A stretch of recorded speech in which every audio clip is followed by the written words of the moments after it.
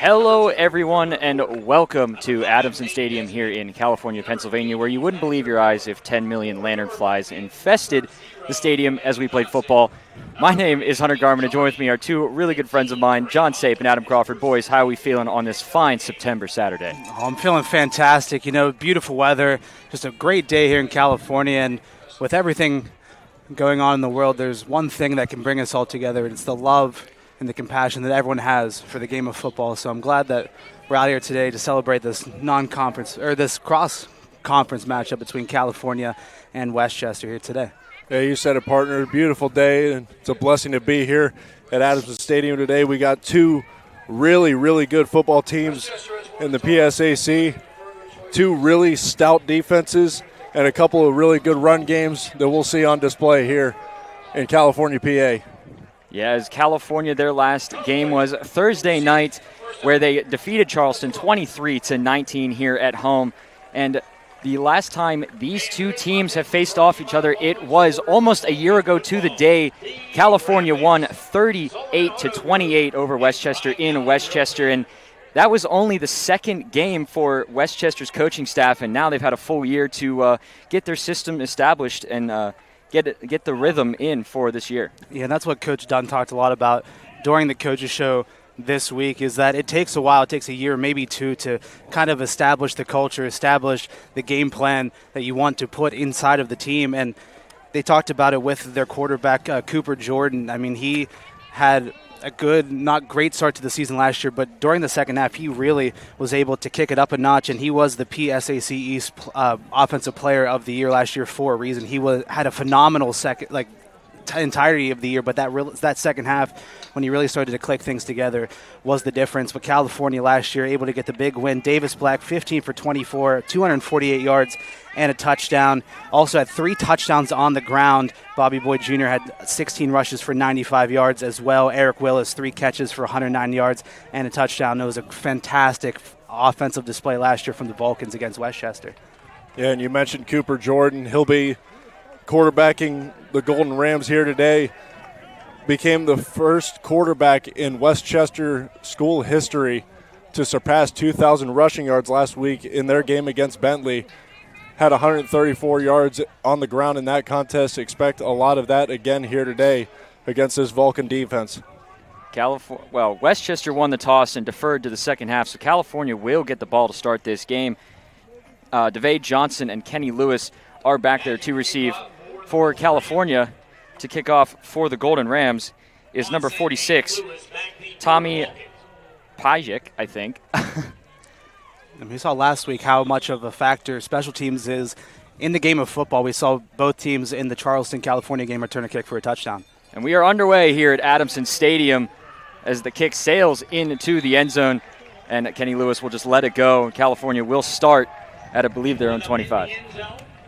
And last week for California, it was a hard-fought game, and something that I wanted to mention last week, I didn't get to, was a ton of new players, some new coaching staff, so new players, new coaches, but same old Vulcans. It was a really hard-fought, resilient, tough-fought battle against a nationally ranked team in Charleston, 23-19 victory over the Golden Eagles. Roman Purcell in his first game for the Vulcans had 174 yards. Bobby Boyd, 108 yards on the ground. A big game from the offense, and the defense stepped up in some big spots. Vulcan starting off with an empty backfield look as Boyd moves to Black's right. It's going to be a first pass caught. He's going to bounce it to the outside. Goes Amir Spencer. Purcell's pass is complete to Spencer. Gains about a couple, and it's going to be second down and about 8. And that's going to be the key, is just trying to make sure that Roman Purcell is comfortable. And we've seen California continuing the trend from the last game of this high-tempo offense, just getting quickly right back to the line. Quick setup here. Snap to Purcell. Purcell looking, fires to the outside. It's caught. At first down and more, I believe, is Johnson as he works his way down to about the 42. Good enough for a Vulcan's first down, and the Vulcans start by moving the chains. The Vulcans coming out with a good game plan last week with the weather being the way that it was. Real sloppy game. Wasn't really able to get Purcell into a rhythm. A couple of quick rhythm passes here to start this one. Purcell, quick look to, I believe that's Naim Key. Pass caught. Short gain. It's going to be only a gain of 1, second down and 9. And that was a great read by the cornerback, number 0, Jameer Reyes, on that play. Just a little bubble screen on the near side, just trying to get Nyamake into some space, but Reyes able to read it and able to bring down Nyamake in the open space for a short gain. 2 receiver set near, 2 set far for California. Purcell talking to his lineman, now backs up into the gun. Boyd to his right. Man in motion for Cal. Purcell going to hand off to Boyd. Boyd up the middle, gains maybe 1 or 2. It's going to be third down and long for California.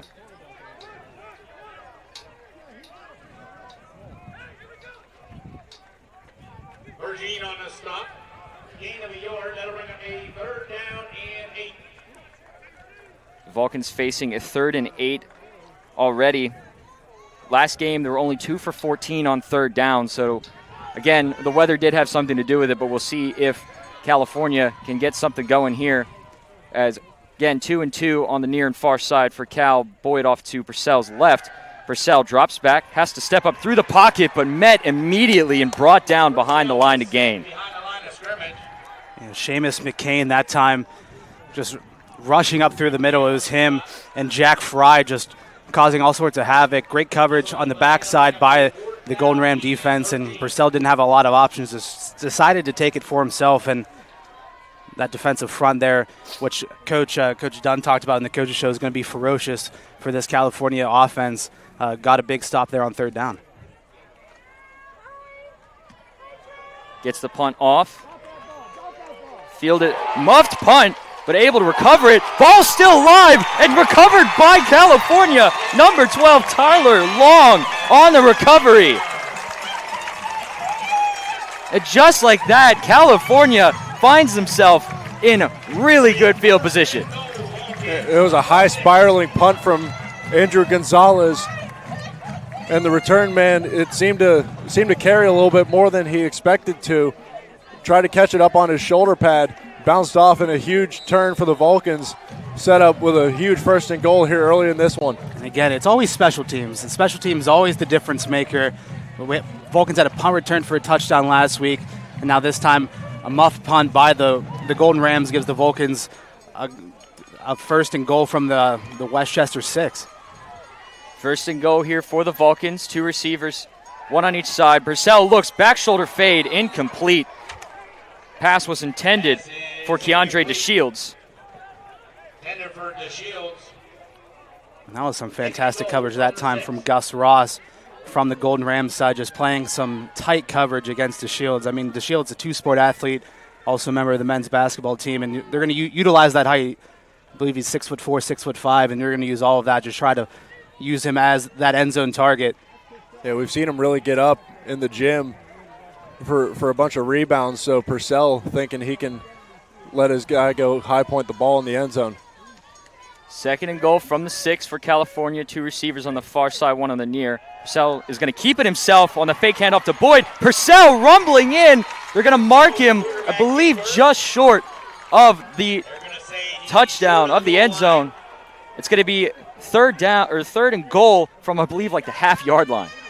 It was a great design run. It was the fake handoff to Bobby Boyd, a pseudo QB power, just using Boyd as the lead blocker, and just didn't have enough time, just trying to make one man miss, and just inching ever closer. The Vulcans right on the doorstep of getting this opening score. That was a great job in pursuit by Westchester. Flag is thrown as California gets to the line. As the refs confer, looks like maybe an offside call, but I believe it's going to go against California. And it will be. It'll be a false start. Number 50. That's Noah Livesay, who was called for the false start, which will move California back. Yeah, they were trying to catch Westchester off, just trying to get up to the line very quickly. It looked like they were going to go for another tush push that we saw some success in the opening game against Charleston, but Livesay just got a little bit too antsy, just trying to catch the block off, and you saw Westchester immediately pointing to the false start call. 3 receivers set to the far side, empty backfield look for Purcell. Purcell's going to take it himself, trying the left side, rumbles forward, but is going to be stopped about a yard short, and the Westchester defense holds. That's 2 plays in a row. Great pursuit from Westchester's linebackers, fighting through those blocks on these power run plays. Vulcans had blockers in front, but the Westchester linebackers able to fight through them and bring Purcell down short. Vulcans are going for it here on 4th down and 1. I mean, why not? 4th and 1, if you don't get it, you at least pin them back deep in their own territory. Vulcans determined to get the opening score and capitalize on the muff punt return. This is where Westchester's strong front 7 comes in handy. Change formation. They're going to hand off. A little bit of trickery. Bobby Boyd rumbles in for the touchdown. Great design play by California. Yeah, just pulling out all the looks here on this second drive for California, just trying to catch Westchester off. And like we talked about, it's going to be hard to break down this defense, but so you got to pull out all the stops, and California did just that. Great design play, like you said, from Coach Salisbury, and this California offense just frees up enough space for Bobby Boyd, and it's going to be hard to stop him to begin with, but that time just great blocking, great design, and a great opening score here for California, capitalizing on that muffed punt. Radcliffe in for the extra point for California.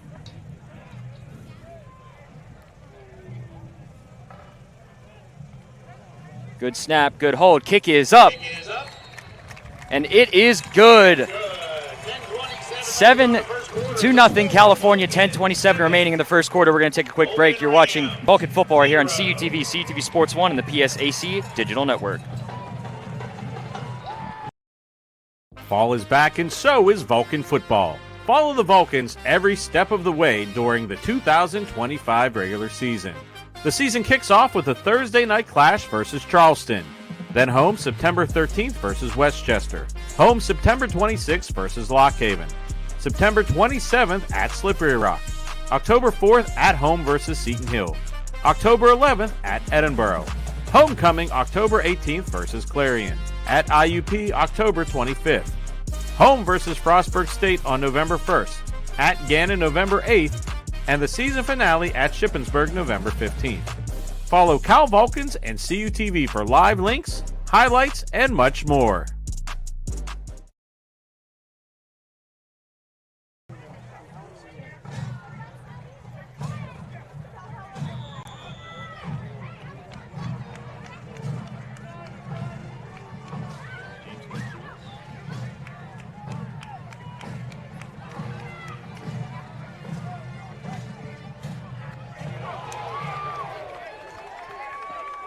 Muffed kick there. He's going to decide to return it. He gets met instantly at the 2-yard line. That was Jameer Robertson on the return. He gets met instantly at the 2-yard line. Apologize for any technical difficulties coming back. Score is 7-0 California with 10:23 remaining. There is a flag down on the play at about the 34-yard line. 2 flags, actually, as the refs confer and determine what the call is.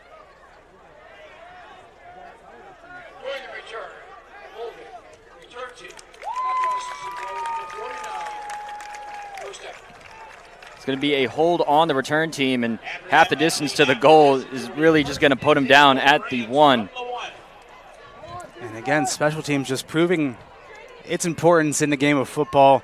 And again, another miscue by the return team of Westchester, just a missed reception on the kick return, and then that just delayed the inevitable return, and then the Vulcan special team swarming to stop it, and then just a big hit laid out and forces Westchester to start their opening possession here from their own 1.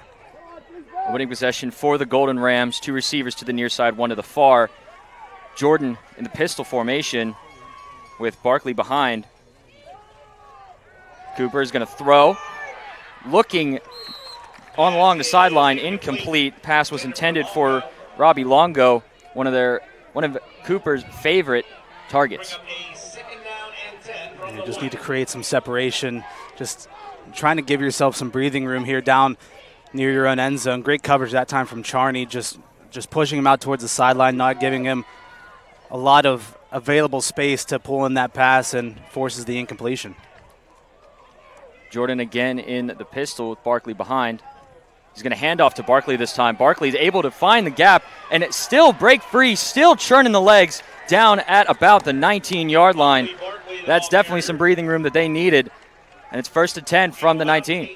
Barkley only 49 yards in the contest last week against Bentley. We mentioned Jordan's ability to run with the football. Passing, he only completed 47% of his passes last week for 134 yards. So not a prolific air attack from Westchester, but on the ground they can really move the football. Man in motion for the Golden Rams. Jordan going to hand off to Barkley. Barkley tries the left side, or right side, excuse me, but unable to find any more yards as he gets tripped up for a gain of about, actually doesn't look like he gained anything. So it's going to be 2nd down and 10.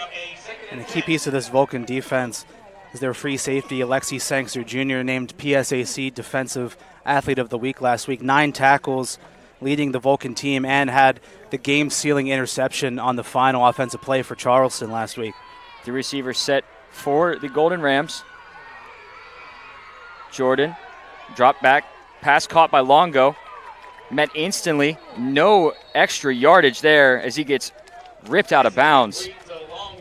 It's going to be about a gain of 5. It's going to be a 3rd down and 5. Yeah, Khalil Taylor that time with some great coverage, just playing off of Longo a little bit, allowing him to pull in the catch, but immediately closing down the space and not letting Longo break free, just wrapping him up and allowing the rest of the Vulcan defense to come and bring him down.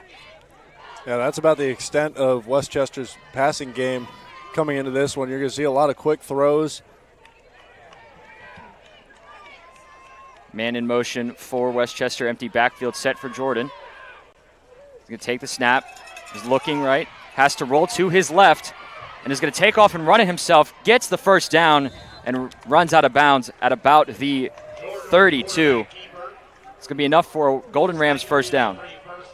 And that's 2 weeks in a row California are going to face off against just some prolific running quarterbacks. It was Ian Henrik last week, and now Jordan this week. Just the Vulcans have to do a great job at just containing Jordan on this game, just making sure that he doesn't have these lanes on the outside. If the passes aren't there, you know he's going to look to take off any opportunity he can. 2 receivers to the near side. Barkley to Jordan's right. He's going to hand off to number 86. That's either Troy Corson or Jaden Johnson. And they're going to get about a couple yards. So it's going to be 2nd down and about 7.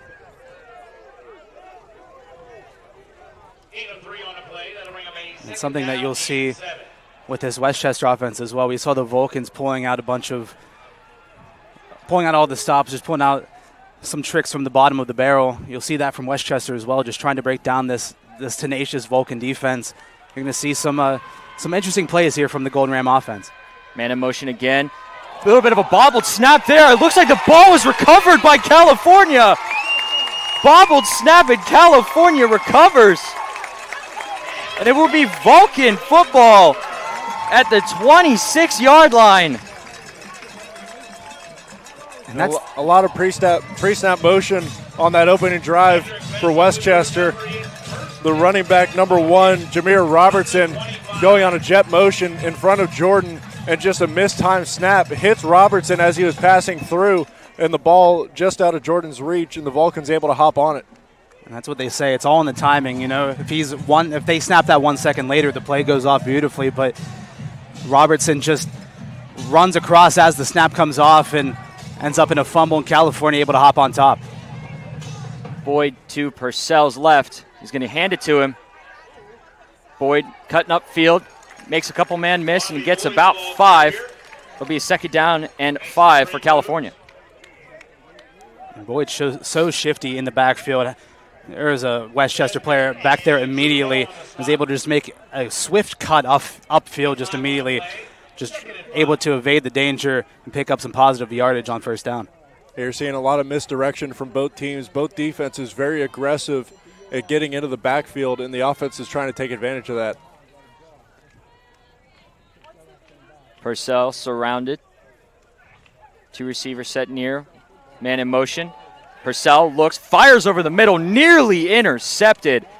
Looked like a little bit of miscommunication there, and Vulcan's lucky that fell incomplete. I mean, he had Johnson open over the middle. It was just a misplaced throw that time from Purcell.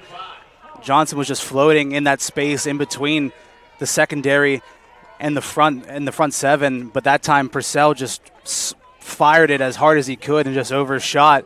And he's lucky that one came off of the face mask of the secondary. Otherwise, it's a turnover going the way of California.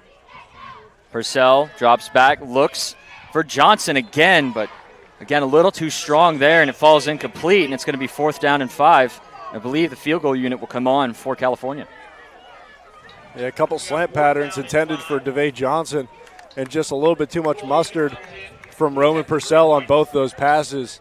We saw it last week. He can fire the ball all over the field, just really requiring that touch sometimes on these crossing routes.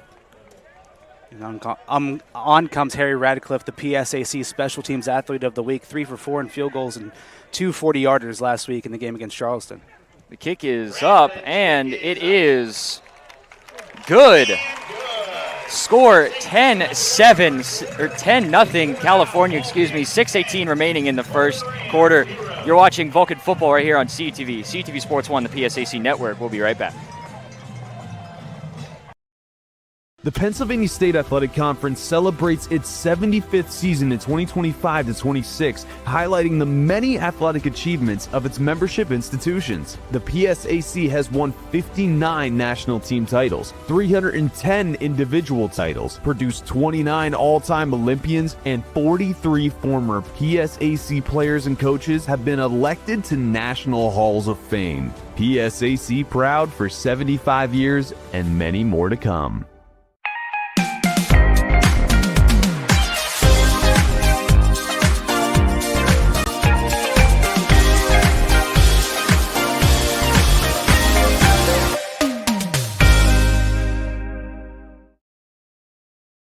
Nothing the score here in the first quarter, 6:18 left. It has been all California as we get underway here.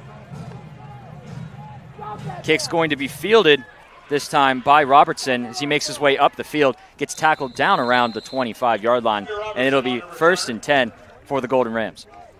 And finally a cleanly fielded return here for Westchester gives them an opportunity to finally have an offensive possession not starting from their own 1-yard line, so we can see the full breadth of this Golden Rams offense. And like you talked about, Adam, it's going to fall onto the back of Cooper Jordan. I mean, he just is just absolutely electric, is somewhat limited in the passing game, but he's extremely mobile, and we've seen California struggle already in this game trying to keep him contained. Jordan last game had 130-plus yards on the ground. So he's looking to continue that if any options are open. He's going to little flip to Robertson as Robertson makes a cut, gets past the line of scrimmage, gains about 5 up to the 30-yard line. It's going to be 2nd and 5. The field position may have had something to do with Westchester's game plan on their opening drive, but more passes than I was expecting coming into this one, with the Vulcans at times getting exposed with their run defense last week against Charleston.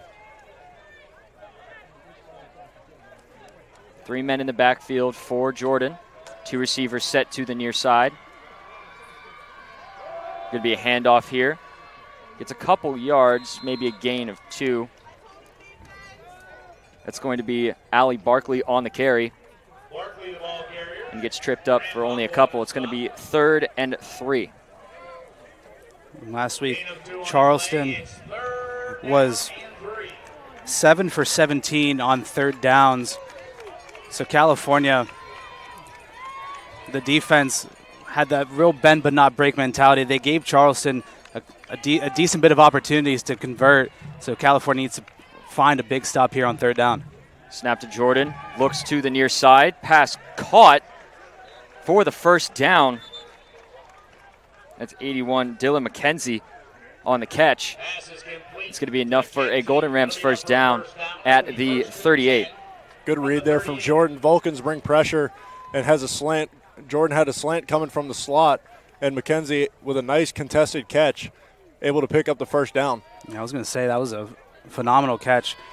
The Vulcans had number 9, Nevin Hopkins, just all over the receiver that time, and was just able to pull down and hold on to the catch under all the pressure. 3 men in the backfield again for Westchester. Seems to be a theme as Robertson moves in motion. Handoff to Barkley. Actually, Cooper's going to keep it himself. Jordan gets swarmed by 4 Vulcans behind the line of scrimmage. It's going to be a loss of about 1. It's going to be 2nd and 11. And he lost his helmet in the process, so he's going to have to come out of the play for at least one game, or come out of the game for at least one play. I flipped my words around, but we got there. But great job by the linebacker Hobbs, staying home on the backside in case Jordan decided to pull that for himself. Gave him nowhere to go. With Jordan having to go out, number 11, Ethan Collar, comes into the game for one play. Maybe more depending on what happens. Collar drops back to pass, instantly pressured, but is able to escape. Gains much more, I believe, is out near the first down marker, and I believe they're going to give it to him.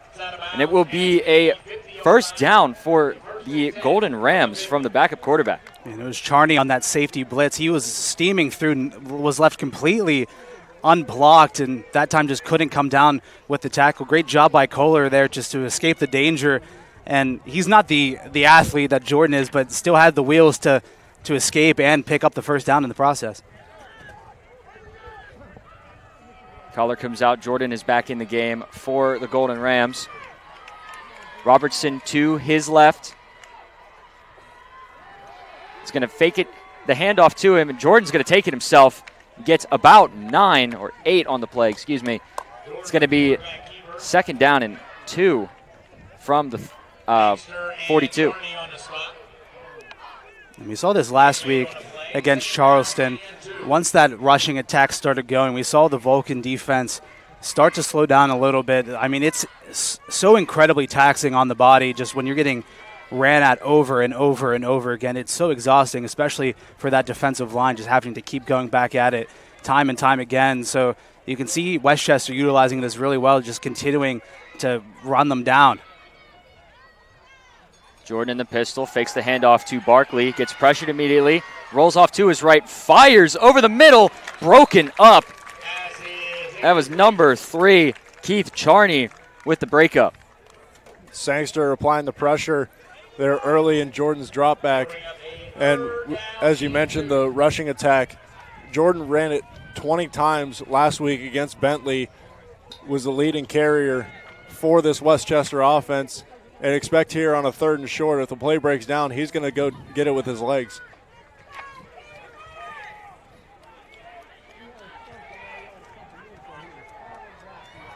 Barkley behind Jordan. A little bit of a high snap. It's going to hand off to Barkley. Barkley forces his way up the field. Enough for a first down. I believe it was a gain of 4. Yeah, last week against Charleston, the Golden Eagles had 184 yards on the ground. You mean the Vulcans? Charleston had 184 yards on the ground last week. And again, we see Westchester utilizing that same game plan, just try to break them down. It's a war of attrition in football, and just if you're able to break them down early, it's going to be a fruitful second half here if you're Charleston or if you're Westchester. Little flip to Barkley again, and Barkley's going to bounce it to the right side. It's going to be pushed out of bounds, but not after a gain of about 4 or 5. Flag thrown down on the near side. The refs confer to see what the penalty is. Flag sits at about the 35. It's going to be picked up. Westchester's moving back. It's going to be a hands to the face offensive penalty. Usually you see them on the defense, but it was an offensive penalty, and that's going to push him back 15 yards. That was against number 29, the fullback, Mitch Ragney. Like you said, that just nullifies a great first down run and pushes them all the way back to midfield.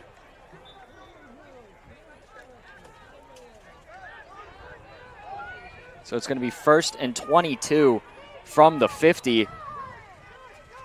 2 receivers to the far side, 1 to the near. As another one moves out to the near side. Jordan is going to give the handoff, only getting a couple yards is, I believe, Khalil Owens. And he gets about 2. It's going to be 2nd and 20. And you can see what the Vulcans are trying to do defensively. Number 8, Malachi Thomas, came free off the right side of the offensive line.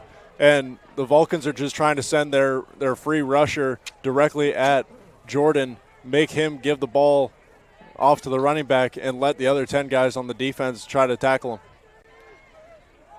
Jordan in the pistol. He's going to take it himself. Hit as he throws. It's a wonky throw, but the pass is complete. That's to Zach Gillen. Pass is complete to Gillen. Believe he's still just a bit short of the first down, but it's going to be a 3rd and much more manageable. Yeah, great throw that time from Jordan under pressure. Cedric Vasa got the big hit on him, but was able to just throw it into a great spot in the coverage where there was 3 people around the area for California, but none of them were on the target, and just placed right into the spot where the receiver was able to pull it down and pick up a chunk of that penalty yardage back up, and a 3rd manageable here for the the Westchester offense. Jesus. Bit of motion for Westchester. They tried to get Cal to jump offside. They don't bite. It's going to be a handoff to Robertson. Actually, Jordan's going to keep it himself, but falls down, and it's going to be 4th, and I believe he lost a yard, so it's going to be a 4th and 3, and that's the end of the first quarter. The score is 10-0 California. It's been all California so far this game. We're going to take a quick break. You're watching Vulcan Football.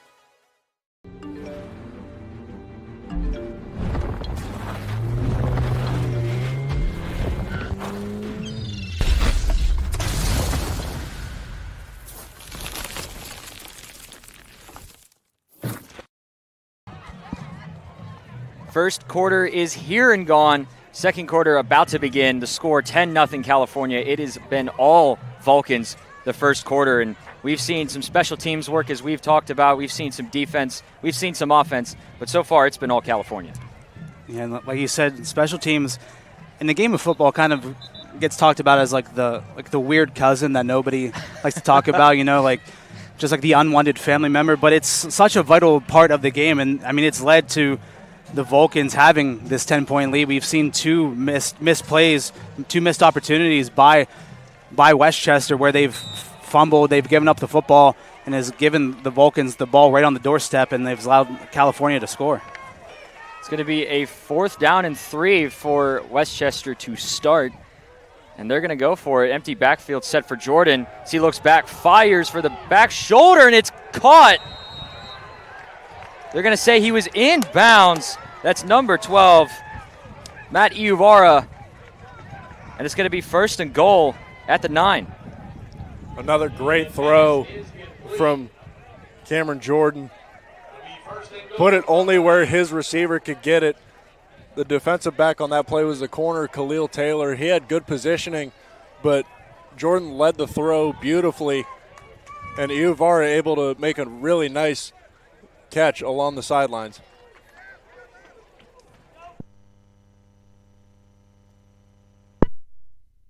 The first to goal from the 9, as we had a little bit of mic issue here. I don't know if it translated on the broadcast, but Robertson, the ball carrier, was met instantly, and no gain. It's going to be 2nd and 9, or 2nd and goal from the 9. On the stop. And we saw the California defense in this position a couple of times last week against Charleston. We saw them do a great job at just doing just enough to hold the offense off, and we saw them get a couple of big-time stops, as it looks like an official timeout on the field. Looks like potentially issues with the time clock or the clock, or maybe something. But as Robertson did get 1 yard gain on the carry. Please place 13 minutes, 53 seconds on the game clock, please. Looks like the game clock didn't really start when the first snap happened. So after we 53. get the game clock all sorted, Thank you. it's going to be 2nd down and 8. Well, 2nd and goal from the 8.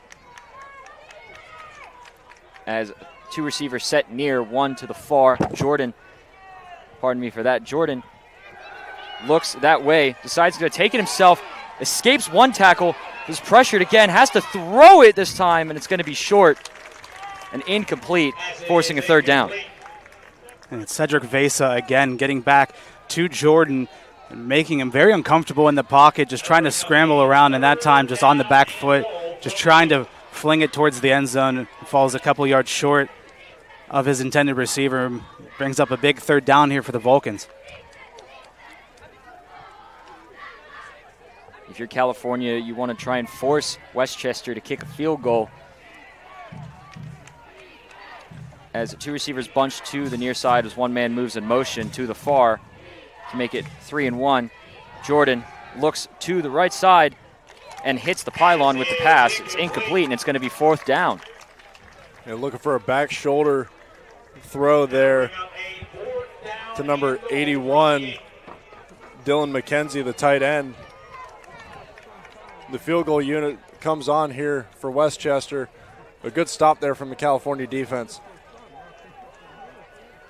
If you're California here, forcing Westchester to 3 points rather than 7 is a win in itself. As Rylan Zuck, the kicker, is on to attempt the field goal for the Golden Rams. Good snap, good hold. Kick is up. Looks like it was tipped a little bit, but it is good regardless. 13:34 remaining in the first half. The score is 10-3 Vulcans. You're watching Vulcan football right here on CUTV, CUTV Sports 1, and the PSAC Digital Network.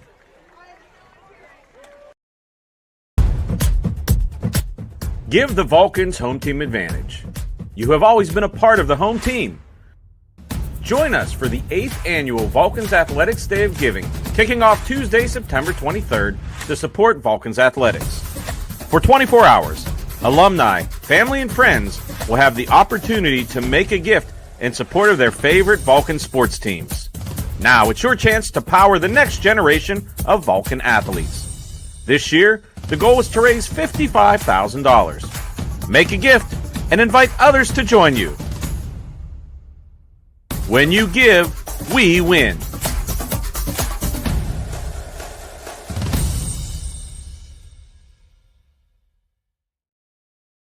(10-3) the score. Vulcans hold Westchester to 3 points. 13:34 remaining in the first half. And how about the red zone stand from California?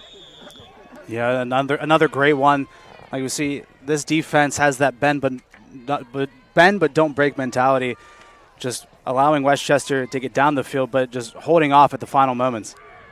Nice high spiraling kick fielded by Kenny Lewis, the 4th, who had the kick return touchdown, and he breaks free here, still on his feet, able to push it up to midfield. Kenny Lewis, the 4th, with the return up to midfield.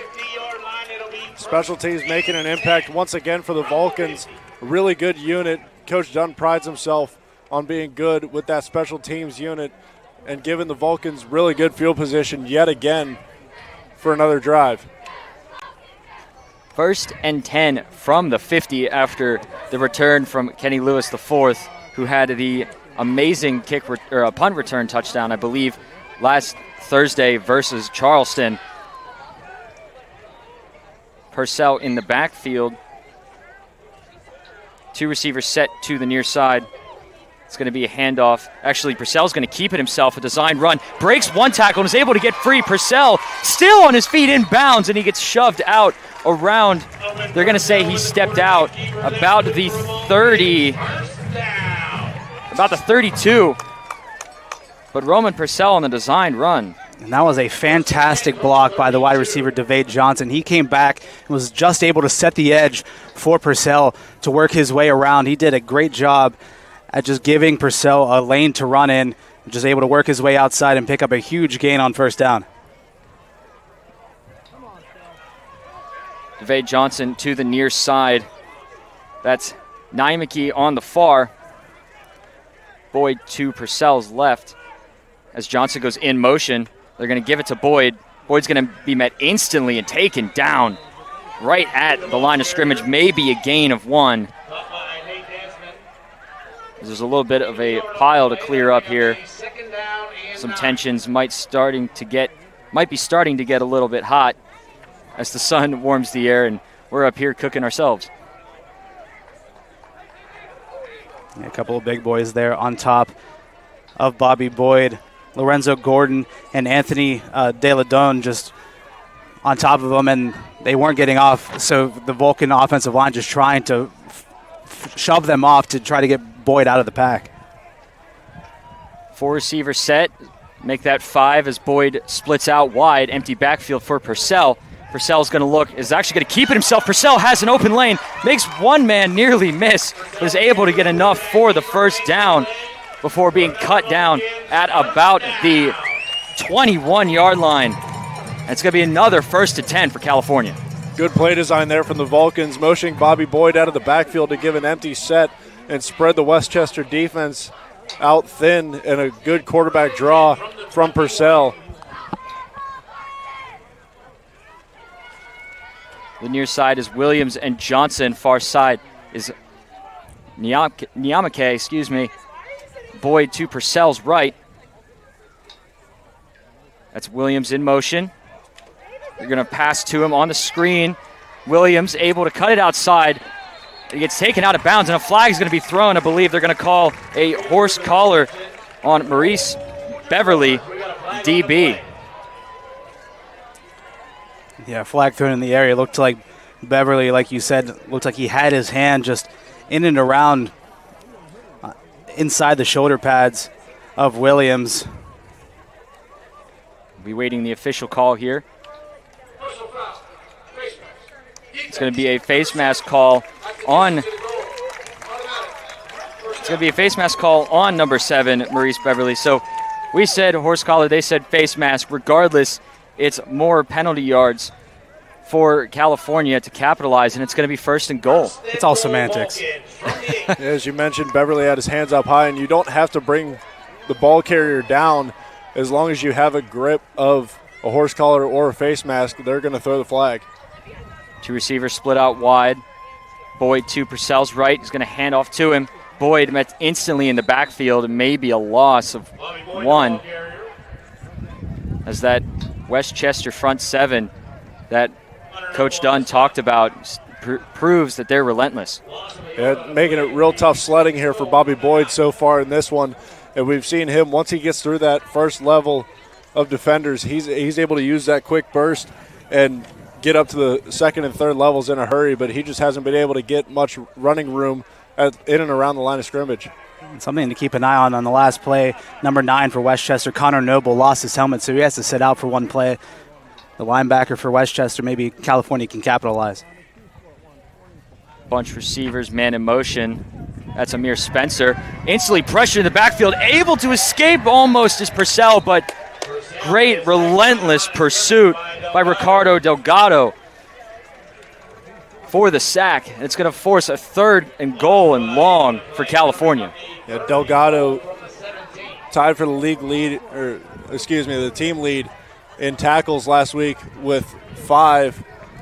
Had a couple tackles for loss as well, and you saw a big one there, forcing California back beyond the 15-yard line. We apologize for the wind noise if it's coming through on the broadcast. Purcell trying to hard count, get some of those yardage back. Play clock winds down. 2 receivers split near, 2 split far. Boyd to the right, and a whistle called and a timeout called by Coach Dunn. They're just trying to figure things out, and it looked like Purcell and the coaching staff just not on the same page as on what the play that needed to be called was, so they just going to take a timeout, talk things over.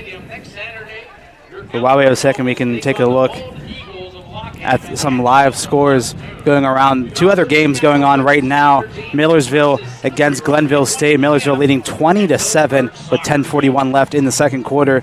And then the other game going on live right now, Bloomsburg versus Seton Hill, and the Huskies leading 6-3 over Seton Hill at the moment. And the rest of the slate of football games here today in the PSAC. Shippensburg takes on Clarion at 1 o'clock. Kutztown travels to take on the Fighting Scots of Edinburgh at 1 o'clock. East Stroudsburg versus Gannon at 1. And then finally, Lock Haven takes on IUP at 4 o'clock. And then the night slate, Slippery Rock versus Shepherd at 6 p.m. up at the Rock. So a nice slate of PSAC action here today. As we come back from the timeout, same formation as before, as I help save with some lantern flies. Purcell takes the snap, is looking, has to dump it off to Boyd. Boyd out in open space is pretty dangerous there, but good pursuit by Maurice Beverly, who was called for the flag earlier. But it forces the stop and forces fourth down and the field goal unit to come on for California. And if you're Westchester, this is a victory in itself. A good decision by Purcell. Had a couple receivers going into the end zone, but a couple of really tight windows that he would have had to thread the needle on, so he just checks it down to Boyd knowing he's already in field goal range. Radcliffe for the field goal for California. Kick is up, and it is good into the lift over there. Currently the score 13-3 California, 8:31 remaining in the first half. We're going to take a quick break. You're watching Vulcan football right here on CUTV, CUTV Sports 1 and the PSAC Digital Network. Fall is back, and so is Vulcan football. Follow the Vulcans every step of the way during the 2025 regular season. The season kicks off with a Thursday night clash versus Charleston. Then home September 13th versus Westchester. Home September 26th versus Lock Haven. September 27th at Slippery Rock. October 4th at home versus Seton Hill. October 11th at Edinburgh. Homecoming October 18th versus Clarion. At IUP October 25th. Home versus Frostburg State on November 1st. At Gannon November 8th. And the season finale at Shippensburg November 15th. Follow Cal Vulcans and CUTV for live links, highlights, and much more. 8:31 remaining in the first half. The score 13-3 California. So far, it's been mostly Cal all game so far, as Hayden Boland gets ready to kick it off here. As the ball falls off the tee, they're going to have to reset and take the time to reset it. The wind playing a factor here. The breeze is nice, but it can affect certain things. It's picking up just a tad. Hasn't been too much of a concern so far. Like you said, it's a beautiful day out today. The sun is shining. Some nice spread out clouds in the sky, but the wind is just starting to pick up just a little bit. And the kick is off and underway, and it's going to sail out at about 3, but it's going to bounce out of bounds, and a flag will be thrown. So the ball, I believe, is going to go to the 40 for a free kick out of bounds. Or maybe there was something else. Yeah, since the kickoff went out of bounds, penalty against California will give Westchester some good field positioning to start their second drive, here of the second quarter. My fault. In the pros, it's to the 40, but here it's to the 35. That one is on me. As you mentioned, the breeze is pretty nice, but at the moment, it kind of knocked my pen somewhere that I can't find. So at some point, we'll have to take a gander for that. Well, we'll find it. I'm sure we'll find it. But as we get back into football action here, 1st and 10 from the 35 for the Westchester Golden Rams. Jordan in the back with Robertson to his left. He's going to drop back under pressure and is just going to try and heave it away. Jump ball knocked down. Good coverage there by Nevin Hopkins. Intended for Longo, excuse me. Yeah, again, great coverage by Hopkins, just matching Longo step for step. And that was just a desperation heave from Jordan. Was under a ton of pressure and just threw it up just to try to give Longo a chance. But Hopkins was able to meet Longo at the apex, able to just swat it down and force the incomplete pass.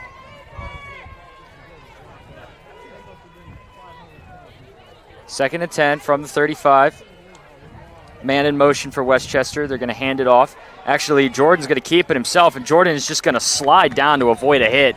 Gets actually loses a couple, and it's going to go down, I guess, as a sack. It's going to be third down and about 13. Excuse me, third and 12. And this Vulcan defense starting to adjust to these read option plays. California just forcing Jordan to keep the ball and just starting to swarm him as he tries to work his way outside. And we've seen this in the last couple of attempts he's had. Just has to go down, just bite the bullet and take the loss of yardage. Third down and 12 for Westchester. 4 receivers split. 2 near, 2 far. Jordan takes the handoff. Is going to look immediately under pressure and take it down. That is number 8, Malachi Thomas, the linebacker, coming out of nowhere and getting the sack, forcing the turnover. And with mobile quarterbacks, that's exactly what you need to do.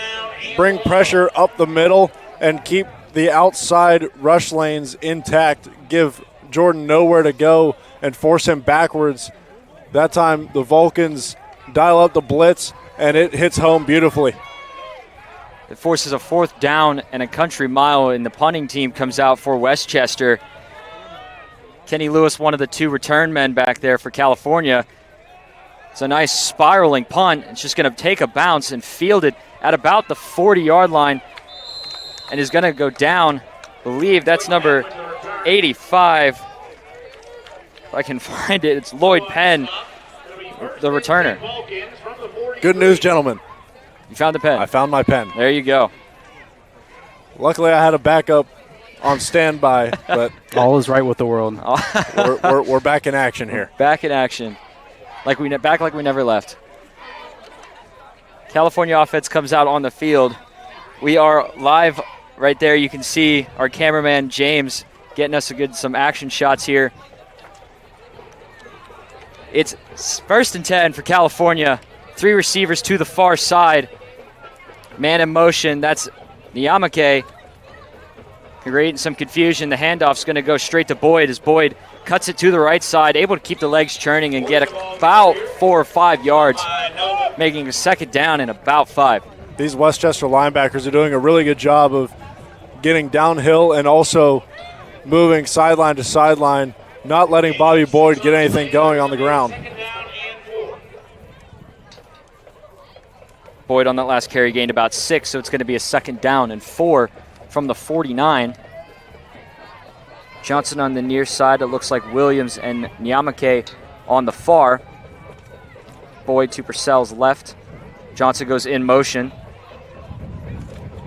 It's going to be a handoff to Boyd. Boyd able to cut it upfield through the middle and get about a first down. And the Vulcans are moving the ball with 6 minutes and counting left here in the first half. And the offensive line does their job. They give Boyd just enough of a hole for him to just slip right through. And like I said, one cut, and then Boyd able to just full speed sprint up through and pick up enough for the first down. Boyd's helmet started to come off there, and so Agnor is now in at running back for at least a play.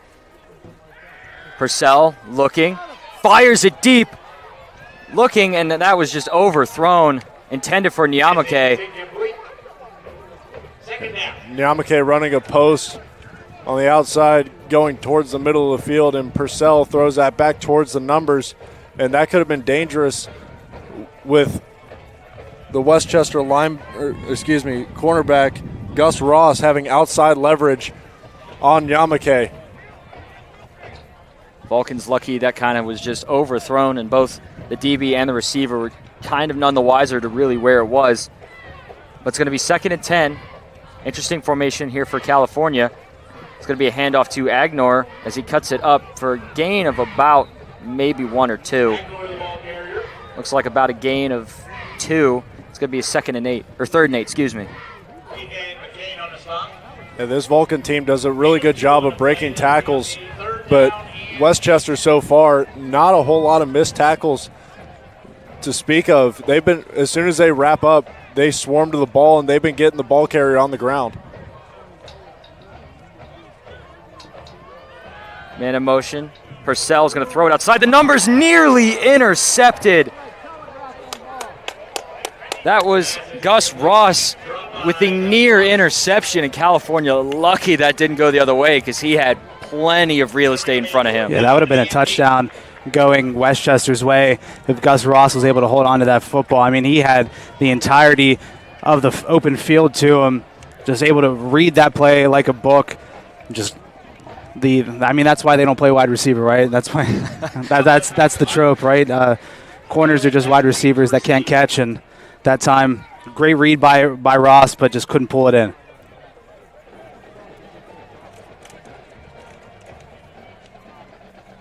Gonzalez to punt. Nice high spiraling kick. It's going to go into the end zone for a touchback. And Westchester will get the ball at their own 25 for the final 4 minutes and about 50-ish seconds of the first half. As we touched on a couple times last week in the game against Charleston, Purcell, not a whole lot of, if any, college experience going into that game. And that's rather inexperienced throw from the near side hash going all the way to the far sideline on an out route with a cornerback sitting in zone coverage. That's easy to drive on, and he almost ended up with the interception, but it's an easy play for a defensive back to break up if read correctly. When I played soccer, my coaches called that one a hospital ball because that comes back to kill you on the other way. If you played a flat pass like that across the field, just an easy one for the other team to run onto, it's more dangerous for you than it is for them. So they're going to take advantage of that, and that time the Vulcans caught a big break that Ross wasn't able to pull that one in. Four receiver motion. Jordan's going to air one out down the field along the sideline and nearly caught. Incomplete. That was Khalil Taylor on the coverage, intended for Ayuvera. And we're going to see that matchup all day long. And so far, Khalil Taylor has done a great job at forcing Ayuvera just along the sideline, just not giving him any space or any at all to pull in any of these receptions. Just great coverage from back to front from Khalil Taylor on the outside. 2nd and 10 now for Westchester. 4:43 remaining in the first half. Jordan again looks to that side, fires it. Not sure where anyone thought that was going, but incomplete. Looks like it was intended for Ryan Johnston, the tight end, but again, it just kind of fell in blank space.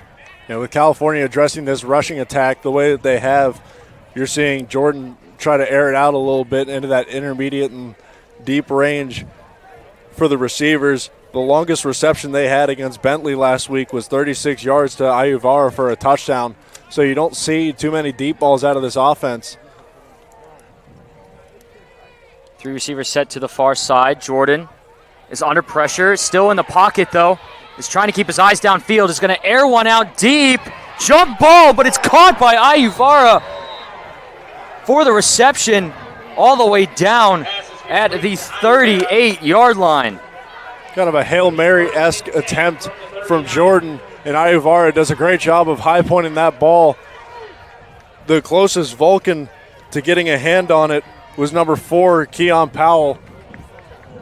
Just a little bit too high for him. It ended up working out great, flipping the field here for Westchester. Yeah, Powell was camping underneath of it, and you saw the excitement in his eyes. He knew that he had a chance, but Ayuvara was able to just jump up, just snatch it right out from on top of him and pull that in for a huge gain. That's what we like to call getting mossed. Gain of 41. Yeah. But a whistle called and a timeout called by Westchester. It's going to be their first of the game. Well, we have a minute coming up here at halftime is a halftime show from the band. It's called Magic Cow, kind of a play on words there, as one of my friends and roommate, David, who's in the band, kind of told me the whole backstory to that and how they were kind of forced to guess what the show was based on a bunch of emojis. And I guess one of the two pairs was a magic wand and a cow. So, Can't wait to find out. I'm excited now. But that'll be coming up at halftime. We'll have the mic on for those watching so you can hear it. But that'll come up at halftime at the conclusion of the final 3 minutes, 45 seconds of this half. And Cooper Jordan on the last couple drives has done a really good job on these passing plays under duress. Anytime last couple drives he's been pressured, he's done a good job of evading it with the exception of one sack. And saw a couple really, really nice balls delivered to his receivers. First down and 10 from the 39, from the Cal 39. Jordan's going to hand off to Barkley. Barkley has a hole straight up the middle, stiff arms a man into the ground, and able to get about 9 yards to make it a 2nd and 1. And that's where all those consecutive pass plays go into this offensive scheme, and you condition the Vulcan defense into looking for the pass, and then you hit them right back with just a straight run up the middle to pick up a nice chunk of yardage on first down. 2nd and 1 for Westchester, looking at potentially trying to score before the end of this half as they continue to chew the clock. Westchester will get the ball to start the second half, so they're trying to look to capitalize on maybe some double dipping here as a design handoff gets about the first down. I believe that was Jaden Johnson, the wide receiver, who got the handoff. It's going to be enough for a Golden Rams first down as the clock continues to tick. And this rushing attack has been the main focal point of this offense. That's now 6 different rushers for this team. I mean, they continue to just find different ways to get the hands into their playmakers, whether that's just the direct handoffs or Jordan keeping it himself, or these jet sweeps, just finding any way to get their most explosive players the ball. Jordan looks, fires a back shoulder pass, but just out of the reach. But a flag comes down in the middle of the secondary. As the refs confer, it looks like because it came in the secondary, it might be a penalty on Cal. As Grant Hopple tries to argue with the one ref. Yeah, a bit of a late flag there thrown by the ref. They're going to get Grant Hopple on the pass interference. Automatic. First down. And it's going to be an automatic first down for Westchester, and they'll get a fresh set even closer into the red zone to potentially get a touchdown and then to milk the clock, or try and get Cal to milk the clock so they get the ball back and get it in the second half.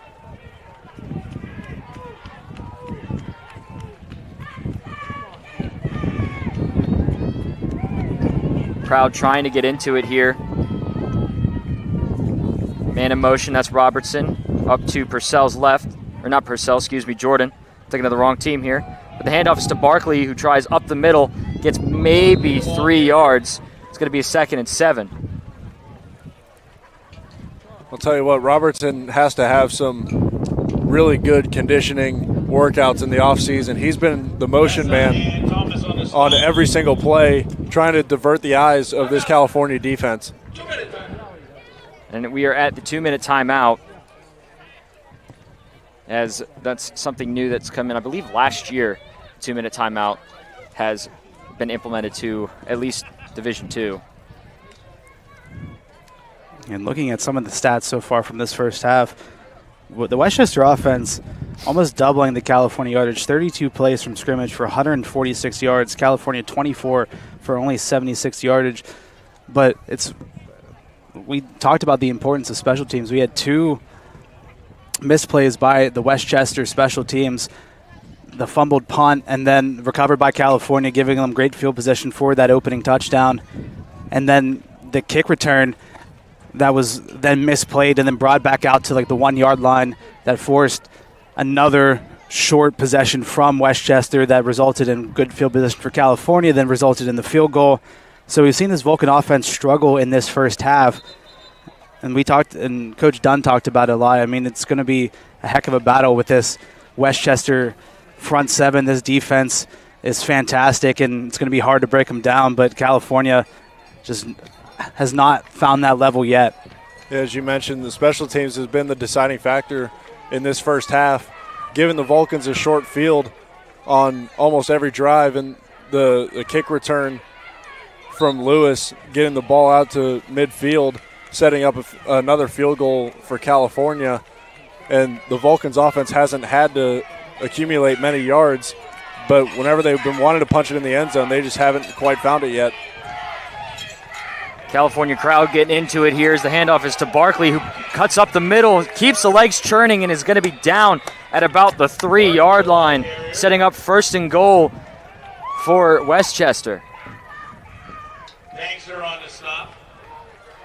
And again, when you just see this continuous running over and over and over again, it's so exhausting for the defense, just having to just continually getting bashed up front and then having a couple of seconds to recover, then just doing it right back again. It takes a toll on you in this California defense. We've seen them one time down here before get a stop. Vulcans went with the run-heavy package, but it doesn't matter as Barkley is in for the touchdown. Touchdown, Golden Rams. Golden Rams cutting it now to a 4-point game pending the extra point, trying to give it a 3-point game. And as I said before, they get the ball to start the second half, so for them, this is a huge win. Yeah, just a simple inside zone, good blocking up front, and Barkley able to hammer his way into the end zone. And Cooper Jordan's ability to throw the ball downfield and kind of take the top off on a couple different occasions on this California defense has really opened up that running game. Ryland Zuck for the extra point. Good snap, good hold. Kick is up, and it is good. 1:18 remaining in the first half. We're actually going to keep it here. The score 13-10. California.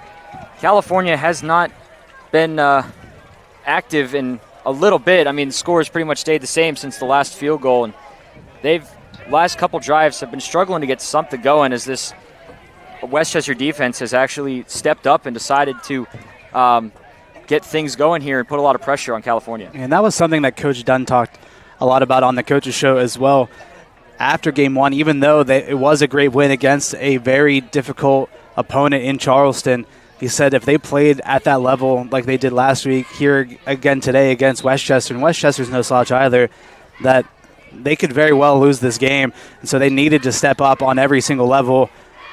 And the offense so far has been a bit of a struggle here for California. So just only 76 yards of total offense in this first half for the Vulcans is just not something that we're used to seeing out of California. But they do have a minute and 18 seconds, 2 timeouts remaining here at the end of the half. Roman Purcell has an opportunity to march the Vulcans down the field and potentially get some points on the board before the end of the half. Kick is underway here. Johnson and Lewis deep. Short squib kick recovered. A little bit of pushing and shoving at the end there, but a clean recovery by the Vulcans. I kind of like it out of Westchester, though, just trying to catch the Vulcans off guard a little bit, just trying to potentially just force a mistake out of the Vulcan special teams unit and see if you can recover and maybe get yourself an extra possession here at the end of the half. And more importantly, probably in their minds, keep the hands out of the dangerous returners that have shown a couple times today how elusive and dangerous they can be in the return game. So 1st and 10 from the 35 for California. 1:18 remaining in the first half as there's a little bit of some pausing. Looks like the ref's trying to get some things sorted here. I saw them all pull out some notebooks, so that can never be a good sign. Either that or maybe there's some extra eligibility for receivers. We never know for sure. Purcell drops back, quick pass over the middle. That looks like it was tipped, and it falls incomplete. It's going to be 2nd down and 10. And just touching on this Westchester defense, last week against Bentley in their opener only gave up 200 total yards the entire game. And California almost halfway to that mark, and Westchester playing some stout defense again today. 2nd down and 10, 3 receivers to the near side, 1 to the far for California. Purcell fires it, caught by Niamake, but tackled immediately where he caught it. Only a gain of about 5, and it's going to be 3rd and 5 for California as the clock continues to run. And now they got to go quickly here. Now we're under a minute to go here in the first half. Roman Purcell just trying to get the troops up to the line and trying to finalize this play call. Quickly back up to the line, California. Purcell gets the snap, has to step up, gets the run, is able to get the first down a little bit more. Gets the first down. And trying to get the troops up to the line, as you said. Clock continues to run. First down and 10 for California. Purcell drops back, is under pressure, but is able to escape, but not before being taken down just at the line of scrimmage. And I believe that's going to force the Vulcans to burn another timeout. Yeah, again, relentless pass rush from Westchester, only rushing 4 and dropping the rest of the defense into zone coverage. We haven't seen a lot of man coverage, haven't seen a lot of blitzes because they quite simply haven't needed to send the house on any occasions that I can remember so far in this game. That front 4 has done a really good job against this inexperienced Vulcans O-line of getting home to Purcell and causing a bunch of ruckus in the backfield. And that's a second sack here for this Westchester defensive front. Again, we apologize for any of the wind noise you might be hearing. It's pretty windy here right now at Adamson Stadium. But again, as we said and keep saying, it is a beautiful day for football, though. So as we come out of the timeout, 22 seconds remaining in this first half. California up 13-10, but probably want to get at least some points as Westchester, almost said Charleston there, will get the ball to start the second half.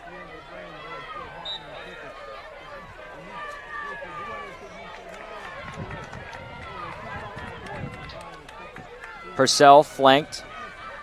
2 receivers to the near, 1 to the far. A little bit of a low snap there as the pass rush comes. A couple of flags come out as Purcell just kind of heaves it down the field. Nearly caught by Johnson. It's going to be broken up, but there will be flags down for probably holding. Yeah, this one's coming back.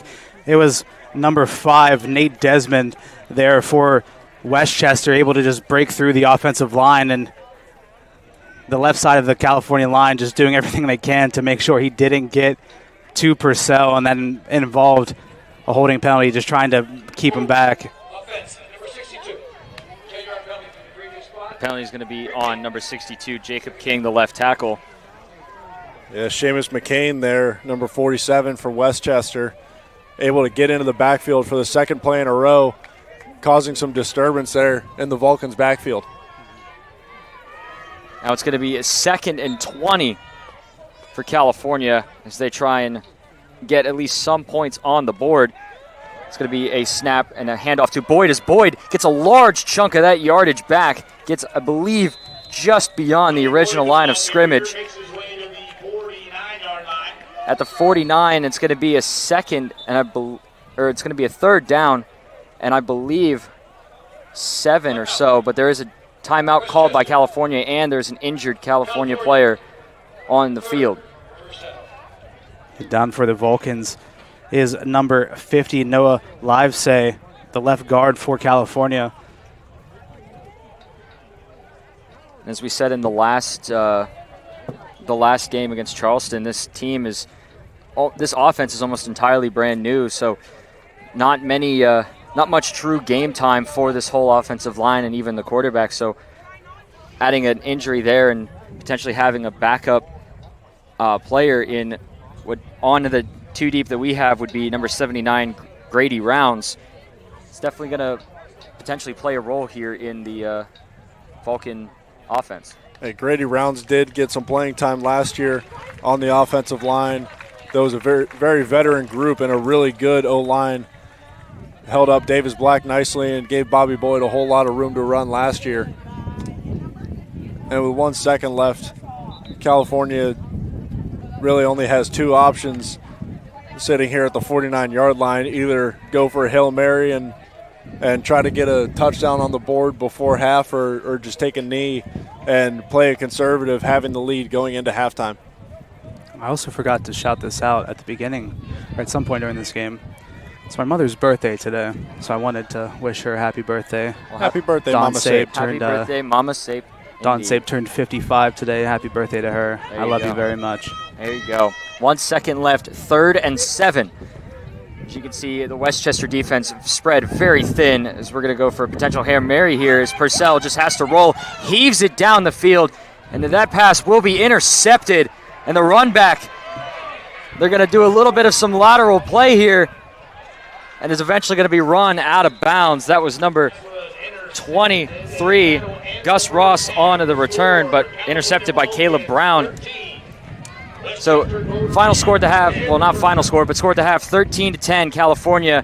As we said for halftime, Magic Cal, the band halftime show, will be right after the break. You're listening to CTV Sports 1, the PSAC Digital Network. The Pennsylvania State Athletic Conference celebrates its 75th season in 2025-26, highlighting the many athletic achievements of its membership institutions. The PSAC has won 59 national team titles, 310 individual titles, produced 29 all-time Olympians, and 43 former PSAC players and coaches have been elected to National Halls of Fame. PSAC proud for 75 years and many more to come.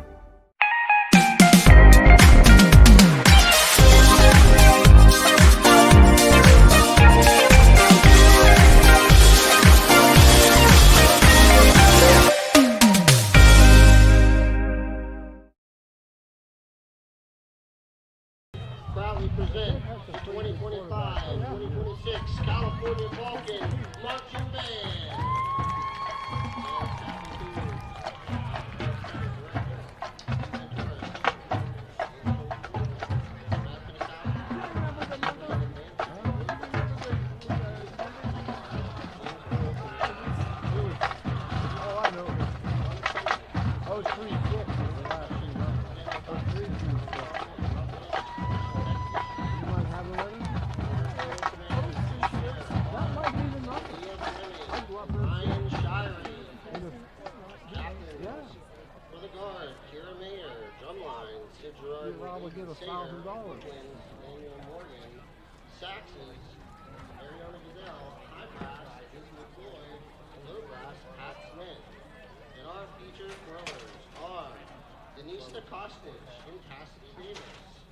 Solos this afternoon will come from Sonny Lang, Jacob Levin, Gavin Smith, Alex Penfast, and Ben Jasinski.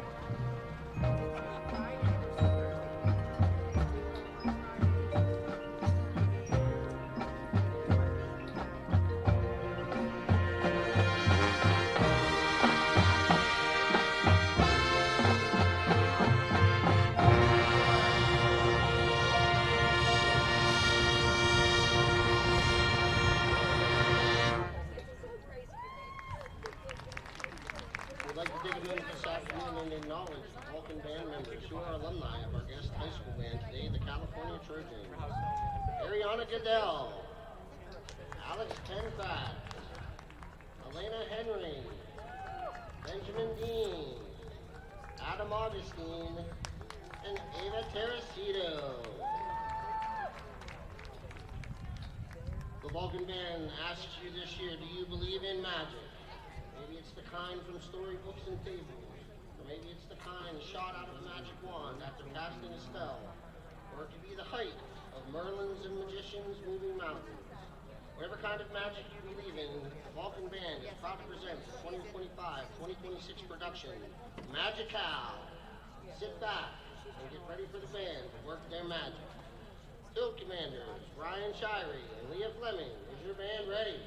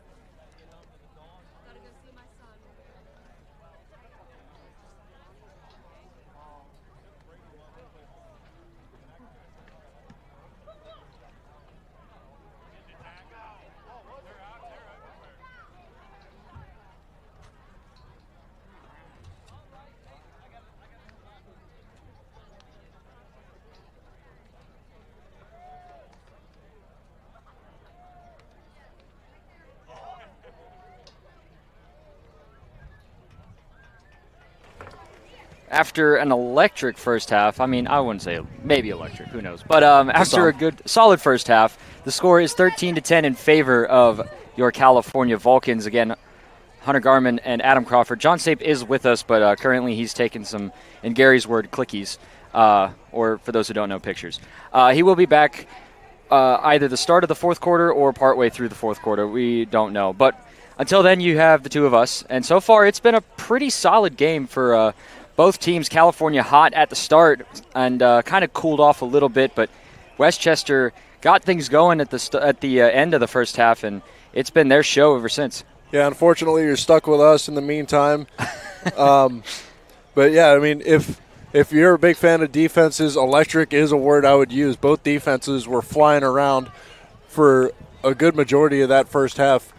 Westchester able to get a little bit more going offensively towards the end of that first half on their last drive of the first half. The big note coming out of the first half is how the California defense has responded to the rushing threat of Cameron Jordan, the quarterback for Westchester.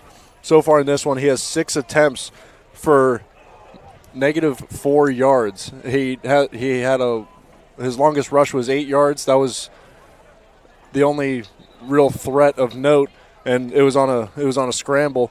But you saw a lot of read options and a lot of motion and misdirection from the Westchester offense, and he was able to open it up a little bit towards the end of that first half. Throwing the ball, he was 5 of 12 with 93 yards with a 41-yard completion, and that really opened up a lot of room for that rushing attack on that final drive for Westchester. For those who missed the first half of play, Westchester won the coin toss at the start and deferred to the second half, so they will get the ball to receive. California's last drive before the half unfortunately stalled, and they will be back out on defense. So hopefully, if you're a California fan, Coach Dunn's worked out some things. But we are underway here at Adamson Stadium for the second half of play as it's fielded by, I believe that's number 4, Darryl Brown. And he's still on his feet, and up the field he goes, breaks another tackle, but out of bounds at about the 39-yard line. But we have to hold our cards because there is a flag down at the 10. Yeah, this one's going to come back for an illegal blindside block. One of the members of the returning team for Westchester threw a block on a California defender back towards the goal line, and the referees are going to throw a flag every time on that. Wait on the official call from the ref. We'll go in here. It's okay. Thank you. Toward the return. Illegal block in the back. Return team. Half the distance to the goal. First down. So they didn't say exactly who was at fault for the block, but it's half the distance to the goal regardless. And it's a first down for Westchester from the 5 as opposed to the 39. That was interesting. I didn't see much of a block in the back there. It looked like more of a hit. It looked like a blindside block from up here, but I guess the referee saw it differently down on the field. I mean, it's always going to be different for us as we're up in the top in the crowd, basically. But 1st and 10 from their own 5. Jordan takes the snap and gives a handoff to, I believe, Barkley, who's going to rumble the pile for about a yard. Maybe 2. Maybe 3, actually. Be a 2nd and 7. We're going to say he got 2, so it's going to be a 2nd and 8. Yeah, the California defense came out with a really good game plan at stopping this rushing attack that put up 292 yards against Bentley last week. And we knew coming into this one that was how they wanted to beat California, only throwing the ball 17 times. 2nd and 8 for Westchester. Changing up the play clock, or changing up the play a little bit as the play clock winds down. Snap and a handoff instantly. I believe that's Barkley again, finding the gap, rumbling again forward. Actually, excuse me, that was Owens carrying the ball. And he'll rumble forward for about a yard or 2. And it's going to be a 3rd and 4, so he actually got 4 yards on the play. And that's something that we noticed earlier in the first half. John made a mention of it. There was a lot of different ball carriers for this Westchester offense. I believe at the time he noted 6, but there's been a few more since then as well. A lot of different weapons on this offense trying to get involved. 3rd and 4 from their own 11. California looking to try and get a stop here and get off the field. Quick pass over the middle is incomplete. Intended for Robbie Longo, the number 1 receiver for Cooper Jordan. And it's going to be a 4th down and 4, and the punting unit comes on the field for Westchester. And for California, this is a huge W for the start of the second half. Yeah, but neither passing attack has really been able to get anything going. That pass from Cameron Jordan brings him to 5 of 13 at 38% clip right now. Cooper Jordan, I'm sorry. Cameron Jordan's an NFL player. Cameron Jordan is an NFL player, and a really good one at that for the Saints. True. Punt is up and away, and they're just going to kind of let it bounce. It's going to take a lucky California roll down near about the 50, about the 49-yard line. And it's going to be 1st and 10, and great field position for California to start the second half. And that feels like a broken record of us saying that so far in this game. California's been able to get the ball at least the 35-yard, at least their own 35, 40-yard line every single time so far in this one. 1st and 10 for California. Williams and Johnson on the near side, Nyamake on the far. Boyd to Purcell's right. That's Nyamake in motion, and a really crappy snap, but it's going to be labeled as a false start. Yeah, a little bit of miscommunication there with the motion. Snap infraction. Offense, number 56. That's the center, Logan Greer, with the snap infraction. And again, it just kind of popped out and rolled a little bit, but California's lucky that it's a penalty and not necessarily a live ball. And last week against Charleston, we had a couple different snap issues from the new center this season. It's 1st and 15. Nyamake again in motion. It's going to be a handoff to Boyd, who cuts it up to the left side, finds really nothing and gets maybe a yard. It's going to be 2nd and 14 from the 43. And if California wants to be effective and run their offense in this second half, they're really going to have to get Bobby Boyd going. Only 34 yards in that first half. So 2nd and 14 for California. Again, 3 receivers set near one to the far. Boyd on the left this time. Purcell's going to look to throw, has an open lane to run, but it's going to get tripped up and gets maybe a yard again. So it's going to be 3rd and 13 as the wind has died down now and the sun starts to bake. And from the Westchester defense, they're more of the same that we saw in the first half. We saw a lot of zone coverage, and that time as Purcell started to use his legs towards the end of the first half, the linebackers just kind of sat in that middle area waiting for him to take off with his legs once nothing was open downfield.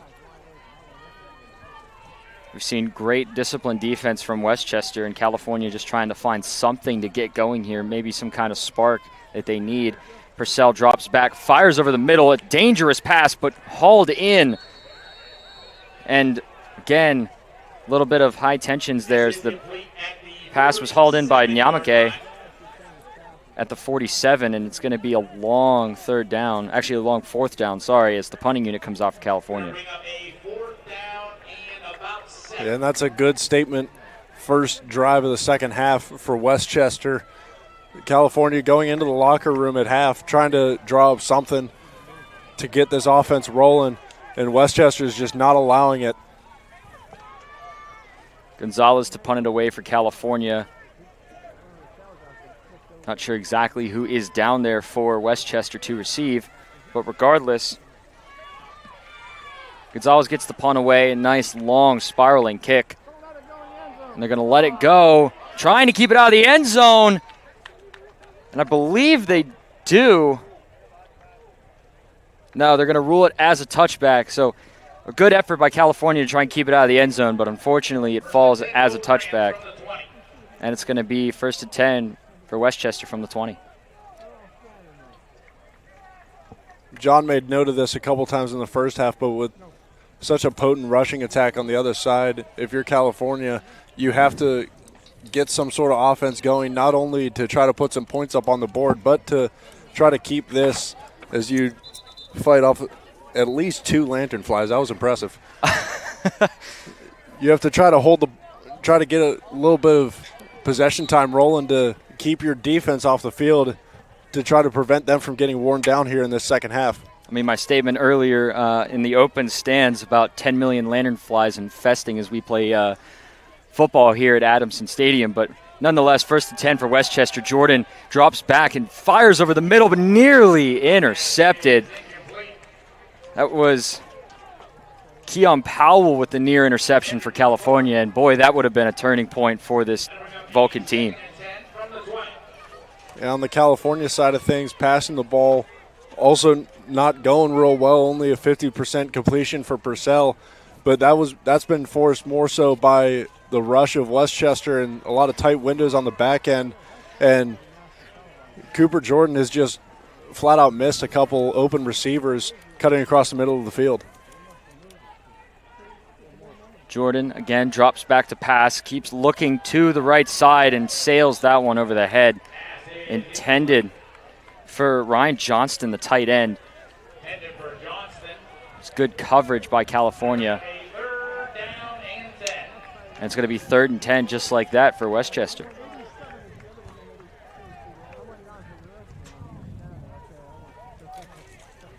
Oh, there's one on my shoulder now. After that double team, I feel like they're all over the place, even though I'm not at all attacked right now. But oh, don't worry, they're coming. Oh, I know. They've been out here all day. 3rd and 10 for Westchester. Jordan, under a little bit of pressure, decides to take off himself, has a lane, makes a man miss, and he's off to the races across the 40, the 50, the 40, 30, 35, 20, pushed out of bounds at about the 21-yard line. Boy, what a run by Cooper Jordan. He's actually going to be marked out at the 22, and what a run to set up 1st and 10 for Westchester. Yeah, that was a huge play there from Jordan, able to evade some pressure in the pocket, steps up beautifully, and once he saw a lane, he just took off, and that's kind of the explosive nature that we've been waiting to see come out in this game. As we said before, Jordan in the last game against Bentley had 130-some rush yards on the ground, and he's one that if he sees a lane, as you said, he will take it and run. Direct snap, a little bit of a miscommunication handoff, and Jordan's going to get tripped up and falls behind the line of scrimmage for about a loss of 2, and it's going to go down as a sack. That'll bring up a 2nd down and 11. It's going to be 2nd and 11. He's going to be marked a yard loss. Yeah, it'll be really important here for California to try to keep Westchester off the board on this drive. Starting to get backed up down around the red area. Westchester's defense last week threw a second-half shutout, and they're really strong as the game goes on. Man in motion, that's Robertson for Westchester. They're going to give him the handoff, and Robertson's going to make a cut up the field on the right side. Stays in bounds enough to get about a gain of maybe 5. It's going to be a 3rd and about 5. That'll bring up a 3rd down and 7. So 3rd and 7. So not as much of a gain as I initially thought. But regardless, 3rd and a lot more manageable than 11 for Westchester.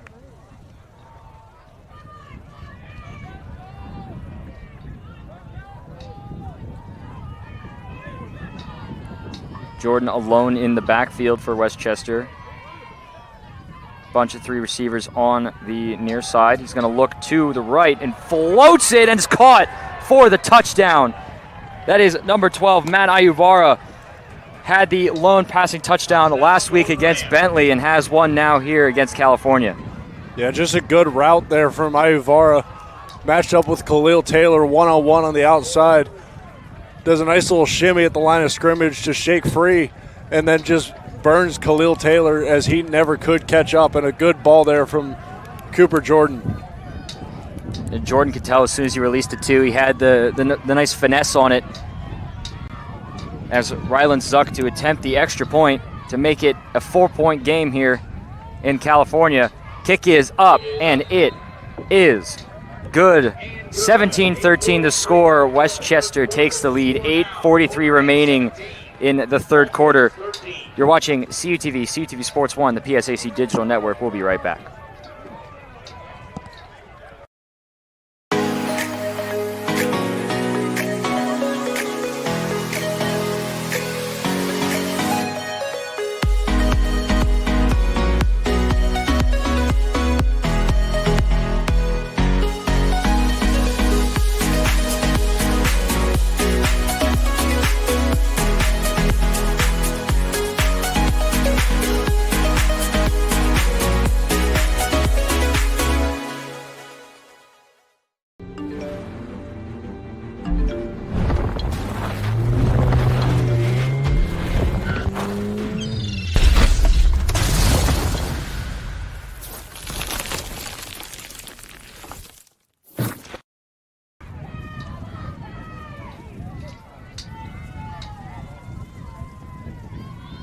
After a arguably statement drive from the Westchester Golden Rams, the score now 17-13 in their favor as California now finds themselves on the back foot a little bit. 8:43 remaining in the third quarter.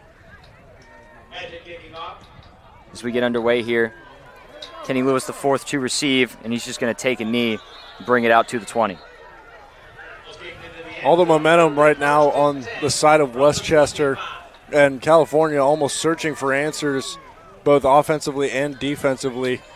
On defense for the Vulcans, it feels like as soon as they stop one part of the Westchester offensive attack, the other side comes in handy because Jordan has been able to bail him out on a couple of occasions with his arm, and that drive really did it with his legs like we've been waiting to see all game. It's almost like the term of Hydra, cut one head off and another one shall form to take its place. So California, as you said, trying to search for answers as they begin 1st and 10 from the 25. Purcell fakes the dump off to Boyd. He's going to dump it down to his tight end, I believe, number 84, Rowan Hershey. That's his first catch of the game. And that's what California, partner, is going to have to do to try to get Purcell into at least a little bit of a rhythm, is just give him these simple completions, drop some easy play designs to free some receivers into some open space, because so far there really hasn't been much. 2nd and 4 now as Purcell is going to keep it himself, has a lane. Purcell makes a move, was tripped up after a nice gain, tripped up about the 50, and if he was tripped up, he may have been gone. Yeah, he almost was able to break that one. Good downfield blocking and a good play design, good read from Roman Purcell. 1st and 10 now from the 50. Vulcans hoping to carry this momentum into the end zone to respond to Westchester and their touchdown. As we now have 4 receivers split wide, 2 near, 2 far. Boyd to Purcell's left. Man in motion. Boyd with the handoff. He's going to take it for maybe a yard. It's going to be 2nd and 9. When Bobby Boyd is at his best for California, he's able to take the handoff and just get downhill in a hurry and explode through that offensive line. Today, there hasn't been any holes opening up for him to find due to this Westchester front 4. Purcell looking, fires, makes the completion, unable to escape is Tyler Long, the wide receiver. Great defense and coverage by Westchester to prevent any extra yards after the catch. That's Ross on the stop. Gain of about 4. That'll bring up a 3rd down and 5.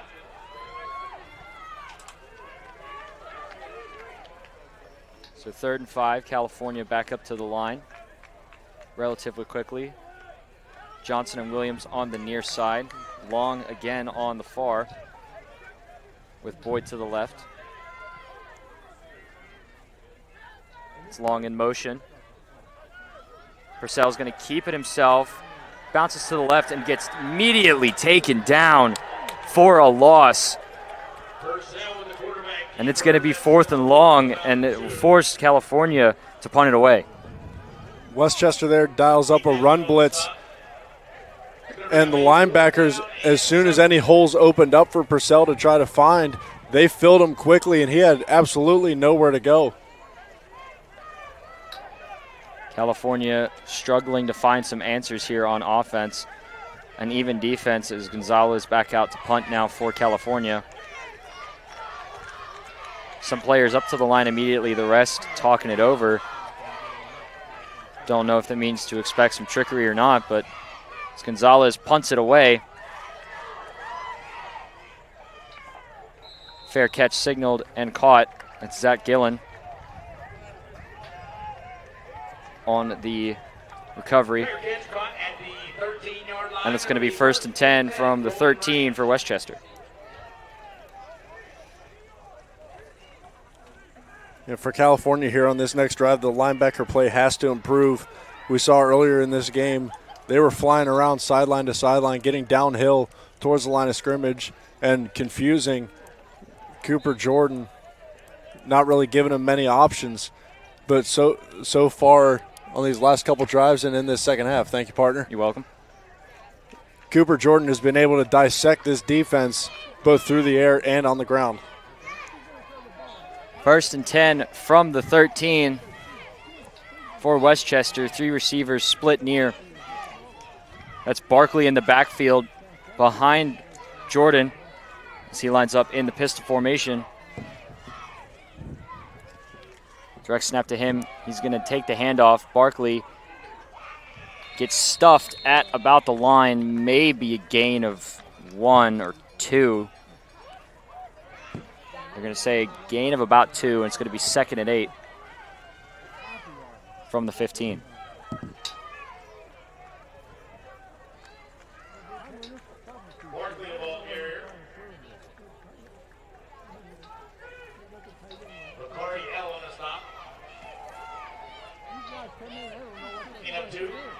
As someone from the Cal crowd is trying to get the crowd into it. It's one of the professors who always shows up, Dr. Langley. Shout out to her. Snap, and it's going to be Jordan who keeps it himself, and he's going to take off and run and just scamper out of bounds. Not after a gain of about 4, maybe 5. And it looked like Hopple might have had a shot to get him around the line of scrimmage, but a nice little shake from Jordan made Hopple hesitate. And once he hit the accelerator, Hopple was not going to catch up to him. So it was a gain of 6. It's going to be 3rd down and 2. As Westchester discusses the play. 2 receivers on the far, 1 on the near. That's Robertson back there now for Westchester. Jordan changing up the play a little bit, man in motion, and timeout's going to be taken by Westchester as the play clock winds down and trying to talk things over.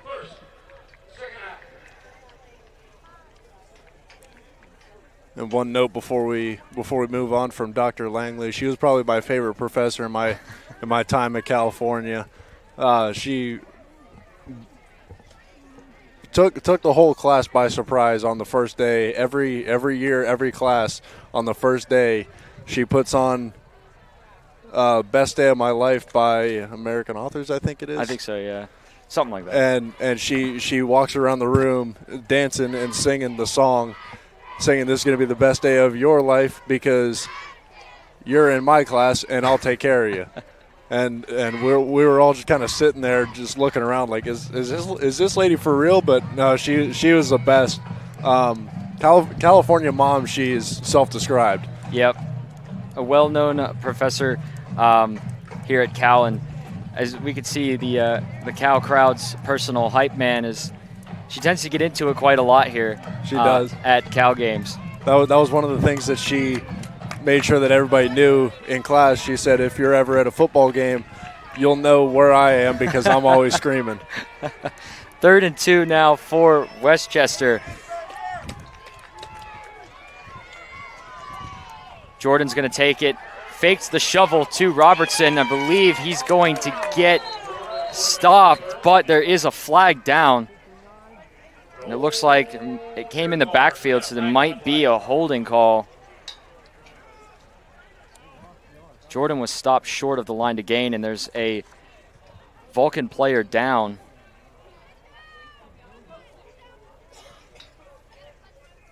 Waiting on the official call of the penalty. That's Malachi Thomas on the ground for the Vulcans.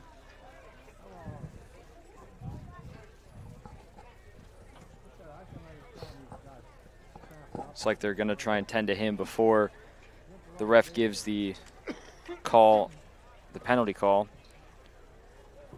Yeah, Thomas being looked at, and he was the one near where the flag was thrown, ended up face down on the ground with a Westchester O lineman on top of him. Offense number 72. The penalty is declined. 4th down.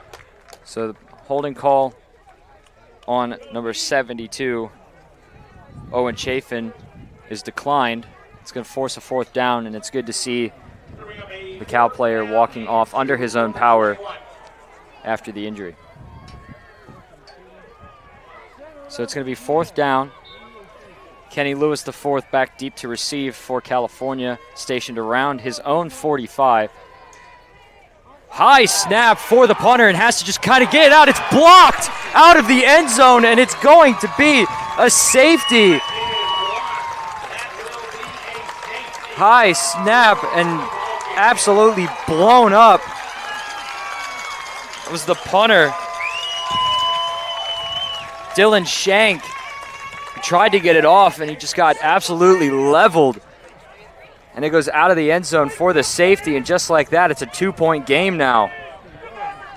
And once again, special teams really making a difference in this one. Special teams has kept California in. The offense hasn't really done much to this point, but that's because the special teams and the defense has stood strong, getting some points on the board, and then also getting the ball back for the Vulcan offense.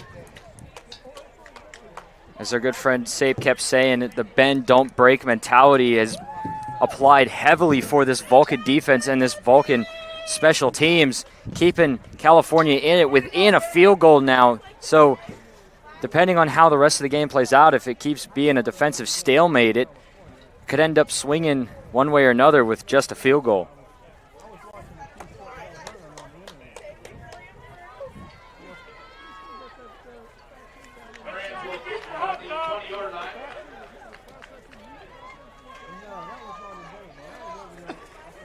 So again, out to kick is Dylan Shank to kick it away, and looks to be okay as he got blown up on the blocked punt.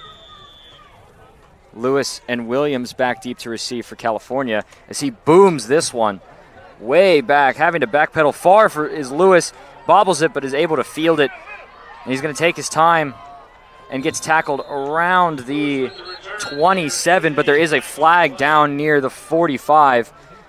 We'll be awaiting the call. Was thrown in kind of the backfield area, or the secondary area, I guess you could say. So we'll be waiting to see what the call is.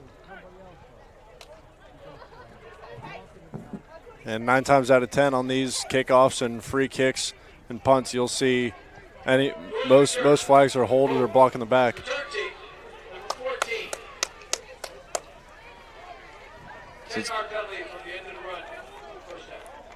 It's going to be a holding call on Keandre DeShields. Talked about him before, a 2-sport athlete here at Cal on the football team and also the basketball team. Was called for the holding. So that backs Cal up a bit, and it's going to be 1st and 10 from their own 17-yard line. We'll see if they can get something going here. Yeah, Cal only 1 for 9 on 3rd downs in this game. That has to improve.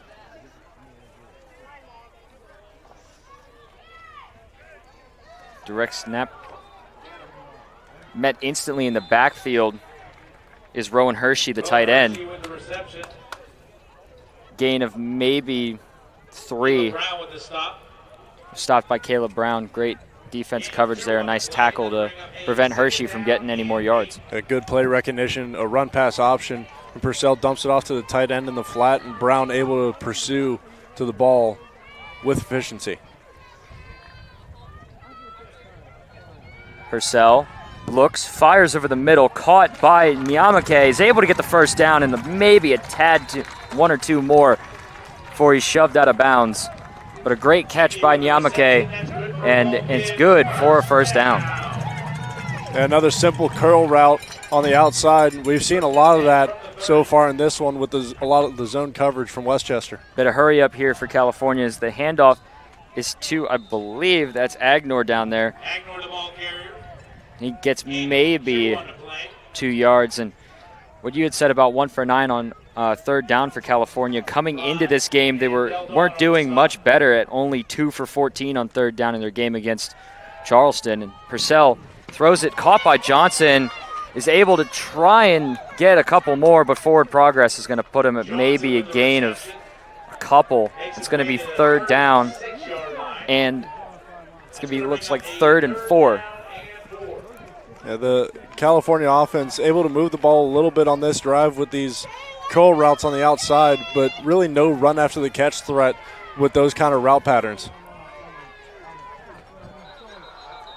As Johnson kind of falls over a little bit there and is going to get called for the false start, which will back up California.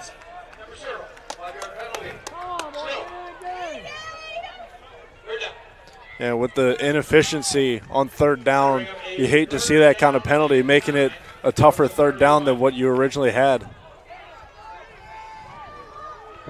Yeah, 1 for 9 today and 2 for 14 coming in. So California has to try and make something here on a third down and long.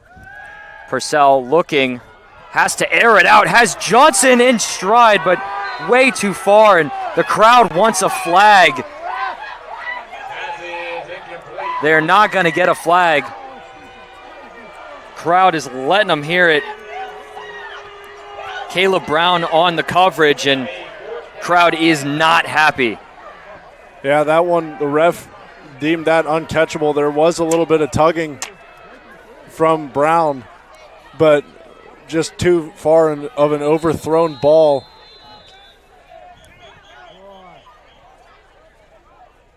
Because there's a flag down on the far side.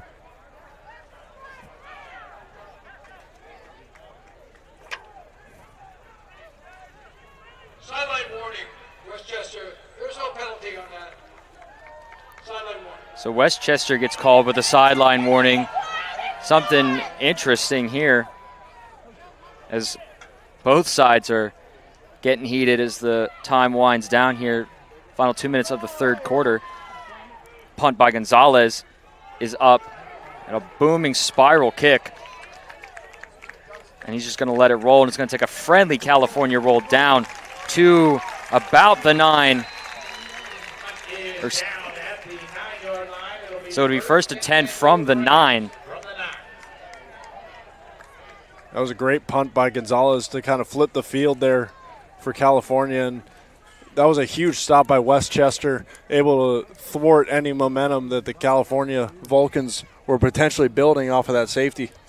You're going back to the one deep ball threat. I do agree with you there. There was some tugging, but I agree with the ref call of ruling it uncatchable as it landed a good 2 or 3 yards in front of Johnson. So yeah, I don't think there was a chance for that to be caught at all. That was a good no call there from the official, unless there was some grabbing going on before the ball was in the air to cause a defensive holding, but I didn't really see it. So that was a good no call there from the official. Didn't really see it either. So Westchester starts from their own 9. Jordan kind of dumps it off, gets immediately met. That's number 80, Doran McGee. Grosso with the reception. Jordan the first down. Pardon me, that was Grosso with the reception. Second down and 1. Because I'm reading the wrong roster. That was Joseph Grosso, the tight end. Yeah, they're not very well labeled, are they? Not really, but 2nd down and 9 from the 18.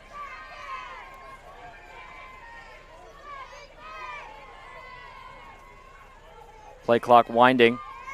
Snap to Jordan, who's going to keep it himself, and has the first down and plenty more as he scampers out of bounds at about the 28-yard line, 29-yard line, give or take. Looks like the 28. And it's going to be enough for a Westchester first down. Yeah, triple option there from Westchester, and Keon Powell was kind of stuck in no man's land, wondering if he should take Jordan with the ball. Should he take the pitch, anticipating that to the running back? And great job by Jordan, just kind of chopping his feet a little bit, causing that indecision, and then just bursting upfield. Jordan drops back under a little bit of pressure, has to get away, but gets taken down.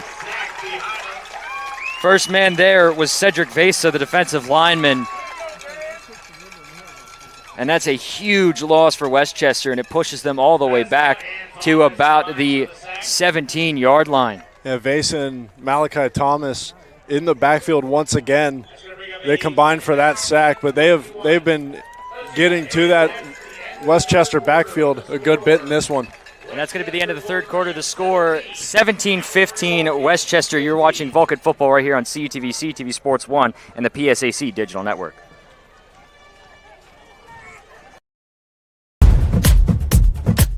Give the Vulcans home team advantage.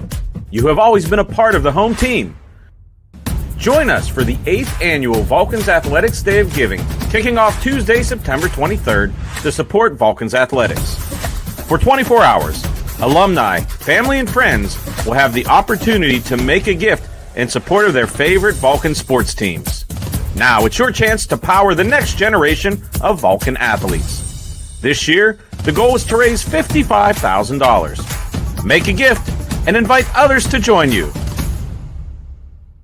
When you give, we win.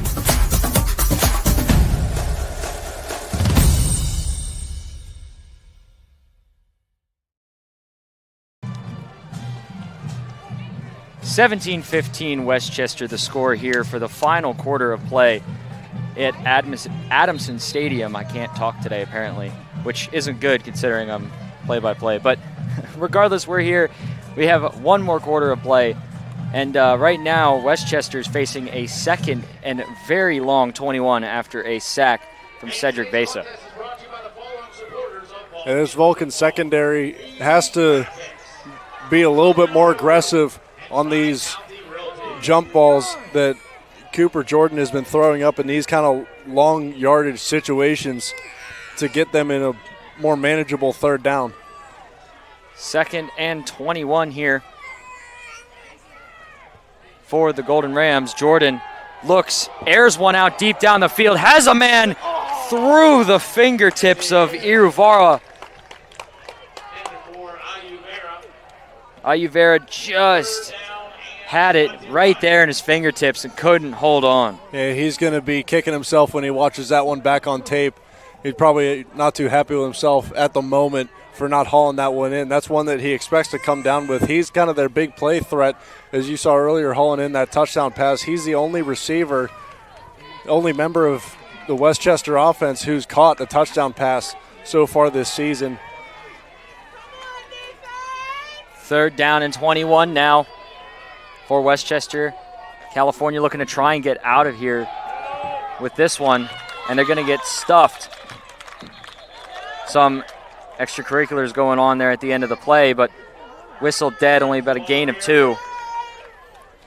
Yeah, smart there from Westchester. Just keep it on the ground. Don't put the ball in harm's way. Don't try to make something happen and force the issue whenever California could get good field position off of a mistake.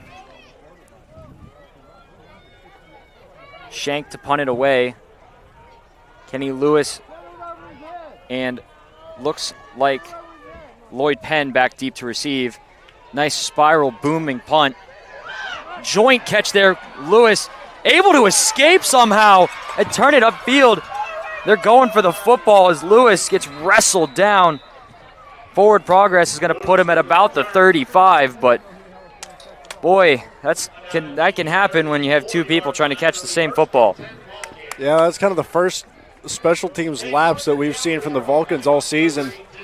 and just a little bit of miscommunication threw that whole exchange off. Softball coach Rick Bergamoli, as well as the 2005 BSAC Championship football team. It's going to be 1st and 10 now for the Vulcans at their own 35. See if they can get something going here as the final quarter has started. They find themselves down 2. Still plenty of time, all their timeouts. Purcell hands off to Boyd. Boyd gets maybe a couple, but there's a flag coming in the secondary. Yeah, a couple members of the Westchester defense there reaching for the ball and ended up coming away with Bobby Boyd's face mask. As the field judge launched that one from about the 30-yard line, landed it on almost the near side, or almost the far side 40.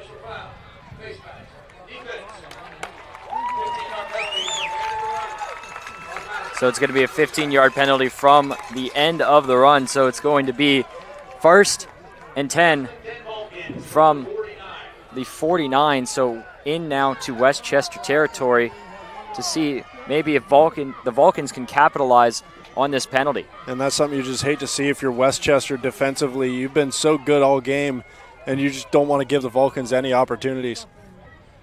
Purcell hands off to Boyd. Boyd tries to cut up through the middle, squeezes through the pocket, but is ridden down, but not without a gain of about 5. Maybe a gain of 6. They're going to be a little bit generous, and he's going to be marked with a gain of 6. So it's going to be 2nd and 4 at the 43. Yeah, I don't know how he ended up getting through that line. There was no room whatsoever, and then all of a sudden Bobby Boyd just appears on the other side. That's Bobby Boyd. He may be on the smaller side for the Vulcans team, but he can run it through the middle if he has to, and if he gets in space, it's going to be a pain tackling him, and that's what they're trying to do is get Boyd in the open. As a man moves in motion, that's Spencer. Purcell looking, dangerous ball. It's going to be tipped away and incomplete. That's Caleb Brown in coverage. Was intended for, I believe, that's Nyamake down there. It was a dangerous ball, but lucky that it fell incomplete. Looking for DeVay Johnson over there, and he's really good with the contested catch, but also on the flip side, so is Brown in coverage, the cornerback. He has the lone 2 interceptions on this Westchester defense on the season. Got one at the end of the first half on that Hail Mary attempt from Cal. Purcell, a little bit of an awkward snap, decides to rifle it. It's caught by Johnson for the first down and a little bit more, and he's going to be up to about the 35, and it's going to be another Vulcans first down. So Vulcans starting to move the football a little bit here, but need to continue with the momentum to just try and calm this relentless Westchester defense and starting to get hot offense.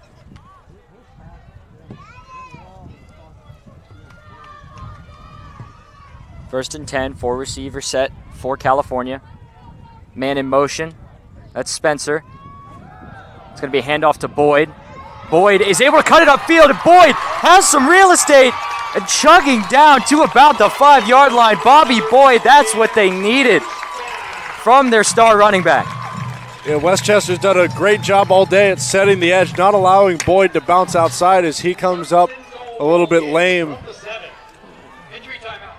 Boyd kind of doubled over on the far side 10-yard line as he gets up, and we mentioned last week had a battle with injuries last year, a recurring shoulder issue, as he kind of points towards it, and hopefully it's just kind of a stinger and he's able to shake that one off. But Boyd does a great job of bouncing that one outside. That was the first time all day that Westchester kind of collapsed towards the middle of the line of scrimmage and allowed him to get that extra space on the outside. Yeah, if you're California, you're really hoping that Bobby Boyd is fine. It's just a little something that he can shake off, because not having Boyd for a good part or even the rest of the season's something that California doesn't really want to have happen, as he's been their star for the past couple years. But first and goal from the 7, as Agnor now is in at running back. Purcell talking with his receiver. That's Spencer. Spencer in motion.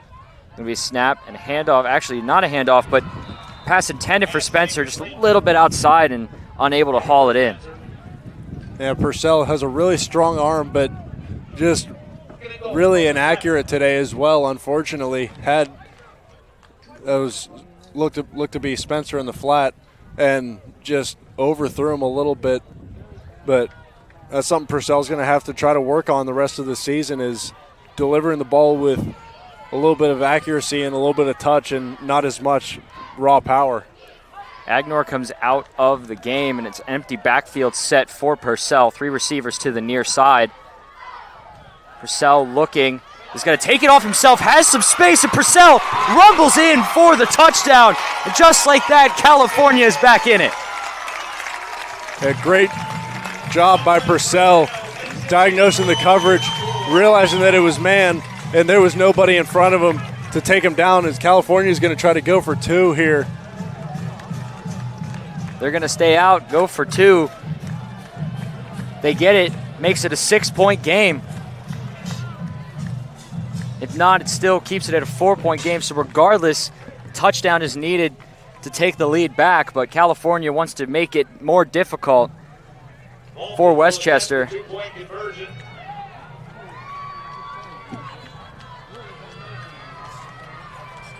Bobby Boyd's back in at running back, so good news for California. Looks like it was just a little bit shaken up, and a whistle.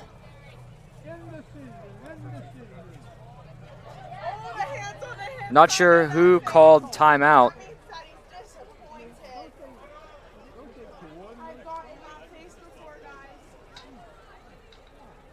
So there's a little bit of confusion. We're not sure exactly what is going on here. Ref going over to talk with Coach Dunn. Yeah, Coach Dunn obviously quite upset with something. Started walking onto the field yelling at the official.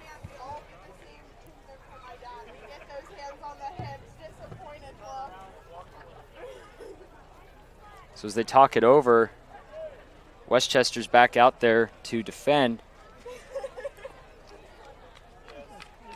Again, not sure exactly what is being, what's been on Coach's mind, why he's upset with the ref.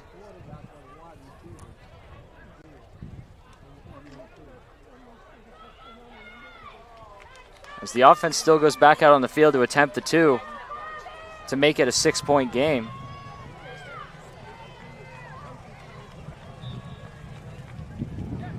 You have Johnson one-on-one on the near side. Looks like Nyamake one-on-one on the far side. Boyd, again, as we said, in the backfield. Nyamake in motion. Purcell looking, rolls, fires, incomplete, but a flag flies in, and it's going to be pass interference as Nyamake was just shoved with some authority. Yeah, Jameer Reyes in coverage. Really, really close play. Bang, bang, if you will. And it did look like he arrived just a hair early, but there was...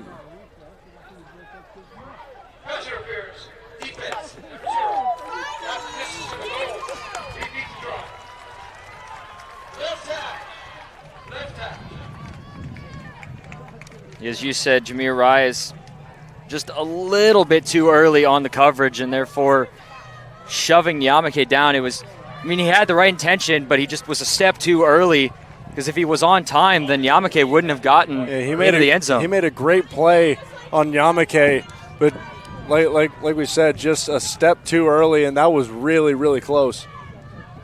So repeat 2-point attempt. A little bit of trickery here, and it's going to be an easy waltz into the end zone for Deontay Williams. And the 2-point try is good. The score, 23-17. California now, 11:34 remaining in the fourth quarter. We're going to take a quick break. You're watching Vulcan Football right here on CUTV, CUTV Sports 1, and the PSAC Digital Network. Fall is back, and so is Vulcan Football. Follow the Vulcans every step of the way during the 2025 regular season. The season kicks off with a Thursday night clash versus Charleston. Then home September 13th versus Westchester. Home September 26th versus Lock Haven. September 27th at Slippery Rock. October 4th at home versus Seton Hill. October 11th at Edinburgh. Homecoming October 18th versus Clarion. At IUP October 25th. Home versus Frostburg State on November 1st. At Gannon November 8th. And the season finale at Shippensburg November 15th. Follow Cal Vulcans and CUTV for live links, highlights, and much more. After some great ball movement by California, an electric run by Bobby Boyd, a pass interference call, and a little bit extra as California now finds themselves up 6 here in the fourth quarter, 11:34. And we are off. That's number 4, Darryl Brown, with the return, and he's going to push it upfield to about the 26, 27, maybe even 29, depending on where they spot him down. And it's going to be Westchester ball. Yeah, California did a great job defensively on the last drive for Westchester of keeping the running game in check. A penalty aided California's cause, but if you're the red and black, you need a quick possession here. Try to get your offense back on the field and milk some of this clock.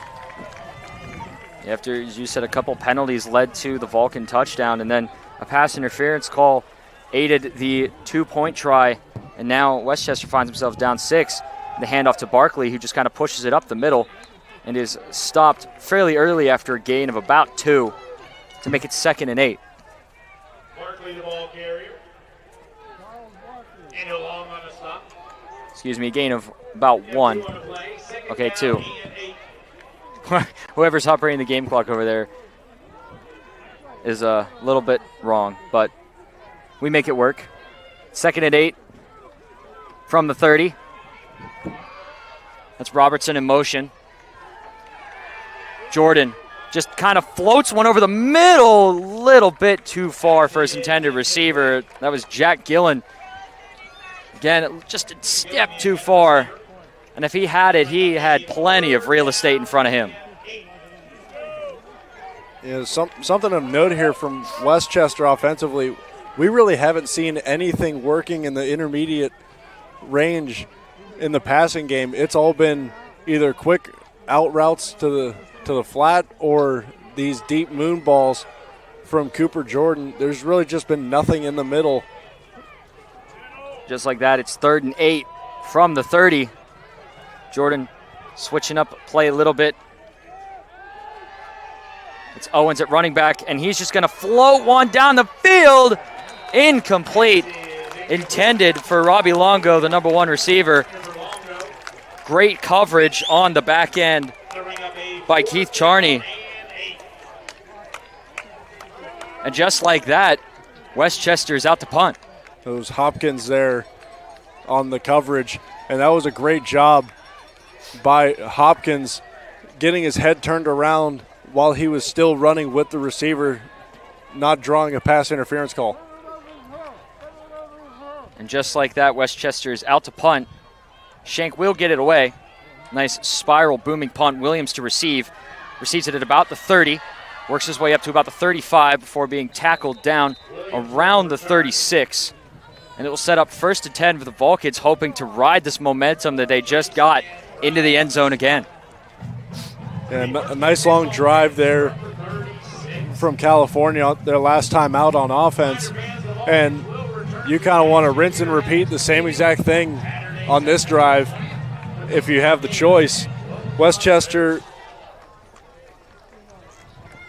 kind of deflated by some penalties on that last drive, helping California's cause.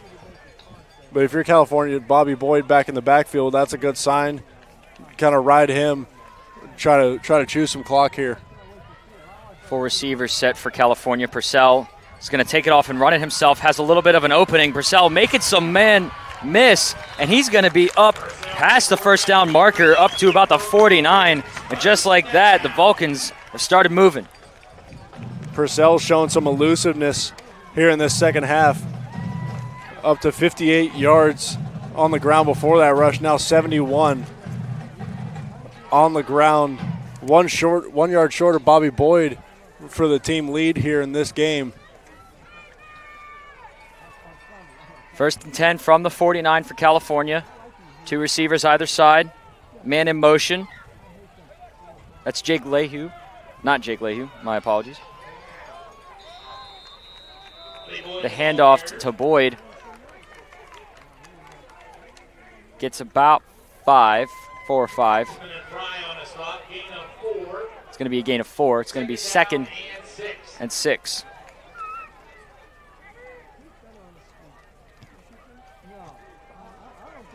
With these linebackers for Westchester playing so aggressively towards the run, you'd like to see some sort of crossing route action over the middle, try to open up a hole there in that defense.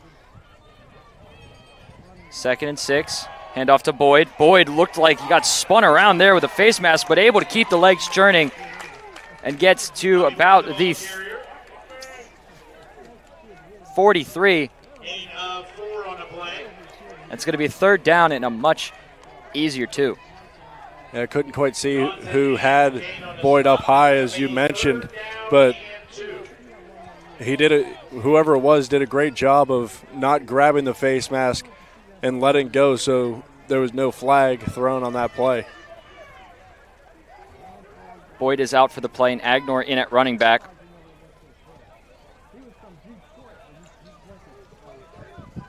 Another man in motion. Agnor able to cut it upfield, up the middle, and able to get the 1st down. So the Vulcans doing a good job at moving the football and chewing the clock away with their lead.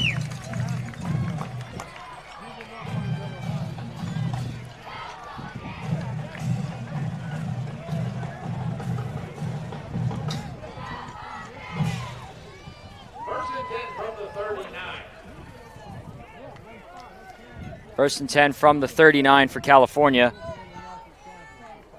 Agnor still in running back, it looks like. 2 receivers set far, 1 to the near.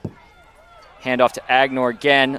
Loses his footing a little bit, but slides to get maybe back to the line of scrimmage, if not a yard. They're going to say he got a yard, so it's going to be 2nd and 9 from the 38. 2nd down and 9. And California with a couple 3rd down conversions on these last couple drives, which is a good sign to see. Trying to keep this clock moving, trying to hold on to this lead here late in this one. Agnor still in the backfield. Purcell looking to pass, rifles one, caught by Johnson, about the line to gain. They're going to say he's just short of the 1st down. So it's going to be a 3rd and maybe half a yard. Brown was in coverage there for Westchester again on Johnson, and he had safety help over the top, but gave up a huge cushion. And we've seen a lot of those curl routes on the outside for these receivers today. But Brown just giving up way too much of a cushion and allowing Johnson to make that catch. 3rd and inches for California, as the line to gain is the 29, and they're about the 29 and a half, maybe 29 and 3/4, depending on how you look at it. Look like they're trying to run a true play here. It's going to be a design handoff to Purcell, and he gets the 1st down. Just simple quarterback power there. Had a lineman pulling, had a running back going downhill into the hole and being the lead blocker. That was Agnor throwing the block there for Purcell, able to shift his way through the line of scrimmage. Just like that, 1st and 10 for California. Clock continuing to run at 5 minutes and 45 seconds and counting. As California is starting to finally find their rhythm here on offense. Just continuing to pound the rock straight down the middle as Purcell is going to keep it himself and gets to the edge. Looks like a bit of an up high hand there, but no flag is thrown as Purcell gets tackled after a gain of about 1 or 2, maybe 3. It's going to be a 2nd and 8.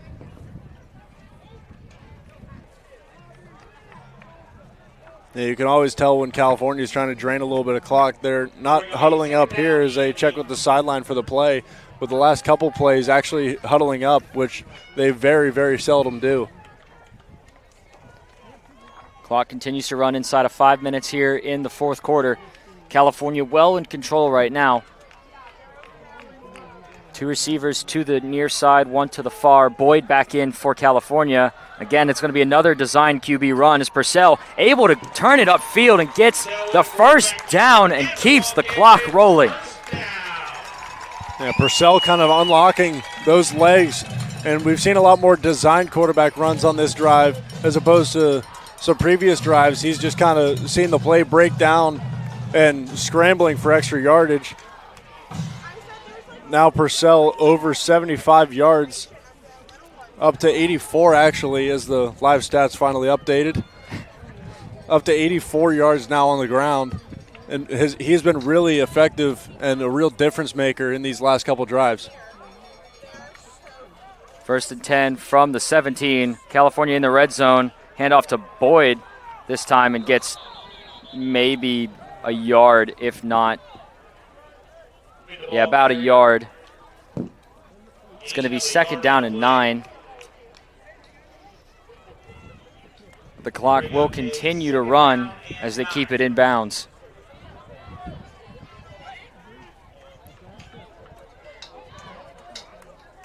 Both teams with 2 timeouts. California in no rush here as the clock continues to wind, perfectly content with their score. Just looking to run the clock out, maybe even score to seemingly put the nail in the coffin here at the end of this game. Purcell is going to keep it himself again. See the play break down, but that time Westchester was ready, and he maybe loses a yard or 2 and back to the original line to scrimmage. Yeah, another quarterback power run. Boyd lead blocking, but multiple Westchester linebackers filling the hole, and there was not much for Boyd to do. So it's actually going to go down as a loss of 2. It's going to be 3rd and about 11, even though the scoreboard says 10. So I'm not sure which is right anymore. But regardless, it's a long 3rd down here for California, trying to just milk this clock for all it's worth. As a wide range of receivers are set. Purcell kind of rifled one in the direction of Johnson and just kind of don't think Johnson was really ready and turned around for it. So it falls incomplete and forces a 3rd down, and now Radcliffe and the kicking unit will come out for California. Yeah, some miscommunication there on the part of the Vulcan's quarterback and receiver. And Radcliffe on now, and this has to be an all-out block for the Westchester side as their sideline starts to get amped up. Radcliffe trying to make it a 2-score game. For the 3, it was a kind of a bobbled hold, but the kick is good. Score 26-17, 2 minutes and 22 seconds remaining in the game. You're watching Vulcan football right here on CUTV, CUTV Sports 1, the PSAC Digital Network, and 91.9 FM WCAL.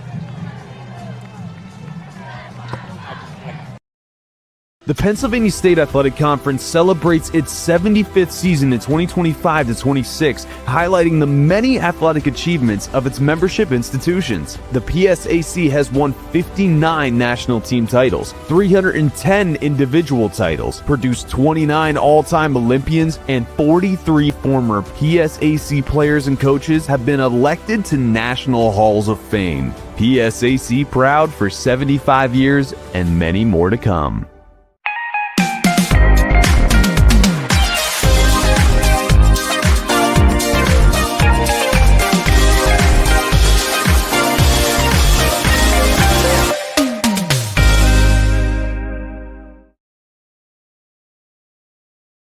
Field goal just like that. The Vulcans find themselves up 9 with 2 minutes and 22 seconds remaining as our good friend John Sape gets back from taking pictures. He'll hop on the mic here real soon as he unravels the cord, and the kick is up and away. Westchester awaiting, and they're going to run it out. That's number 4, Darryl Brown, and he doesn't get very far, maybe out to the 23. And John Sape, welcome back. And boy, it's been a third quarter and a fourth quarter even.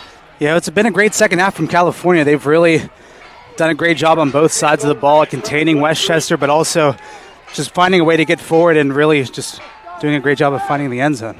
If John sounds out of breath, ladies and gentlemen, there are a lot of steps here at Adamson Stadium, and it is a hot one. So all is forgiven, buddy. You're okay. I mean, he came flying up those stairs. He came in with some velocity. That he did. 1st and 10 from the 23 for Westchester. 4 receivers split wide, 2 on each side. Can't tell who the running back is. Jordan kind of floats one. Pass caught by Gabriel Smalley. Actually, no, Ivan Thorpe, excuse me. Forgot that was the number change that we were told at the very beginning of the game. That's his first catch of the game, and it's good for a first down. Yeah, Alexi Sangster, the safety for California on that play, had a huge opportunity to just flat out lay out Thorpe there. And as you mentioned earlier, a hospital ball. That's the hospital ball that a lot of quarterbacks try to stay away from.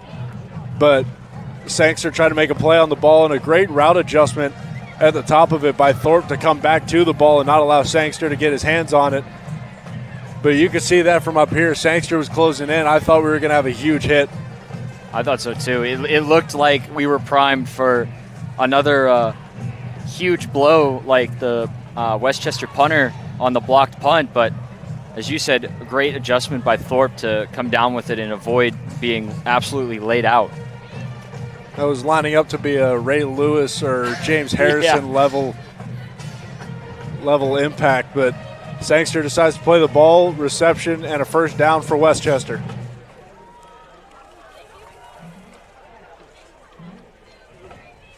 And still with 2 timeouts for Westchester on the backside of this 2-minute timeout. Down 2 scores. They're going to have to move with some pace here and get an onside kick. 1st and 10 from the 49. Jordan drops back to look, keeps his eyes downfield, fakes the little shovel, and gets the first down and plenty more as he scampers out of bounds. One quick thing for that I was just given to us by our good friend Jonathan Sakaguchi. Apparently, Harry Radcliffe and Keontre DeShields are former teammates of Rodney Gallagher. So just a little fun fact for you there. Sorry, I didn't mean to cut you off, Sam. Laurel Highlands' finest. Playing in the backyard brawl. Starting in just about an hour. But honestly, that's what Jordan's been good at so far all game, is just being able to improvise quick on his feet. And once he doesn't have the pass, he's been able to escape the pocket. Jordan again looking, fires one deep down the field. It's caught. That's Ayuvara. And just like that, Westchester's within striking distance. What a great throw from Jordan there. That's the first one we've really seen him step into all day. And Ayuvara, as Westchester calls their second timeout. California. Cal timeout. Cal calls their second timeout. Try to regroup here on defense. But Ayuvara, we've seen in this game him go up and get a couple of those 50-50 balls. And the size advantage that he has over these California defensive backs is substantial enough that he's able to just go up and rip away any of these contested catches. Minute 46 remaining, and Westchester within striking distance, as you said, have to score and get the onside kick. So definitely not out of it just yet. I was told by our producer and advisor Gary Smith that if they do score, we're going to keep it here and not send it to a commercial break. Yeah, but right now this is pretty much best case scenario. If you are Westchester, you're even able to drive down the field in a very limited amount of time. You made California burn one of their 2 remaining timeouts, and you're on the verge of scoring, and with still plenty of time left on the clock. 1st and goal from the 4. Westchester knocking on the door of a potential touchdown here. Handoff, and in for the touchdown goes Khalil Owens. And just like that, Westchester finds themselves back in this game, down only 3 for the time being. Owen's able to find pay dirt there, and that's the beauty of getting the ball down inside the 10-yard line with over a minute and a half left on the clock, is you're able to actually run the ball and run your full offense. It's a great play call there from Westchester. Ryland Zuck for the extra point. Good snap, good hold. Kick is up, and it is good. 26-24 the score, 1:42 remaining in the game. We're going to keep it here. And just like that, things can go a multitude of different ways. Yeah, sorry to cut you off, buddy. Sorry, I've been doing this whole second half by myself.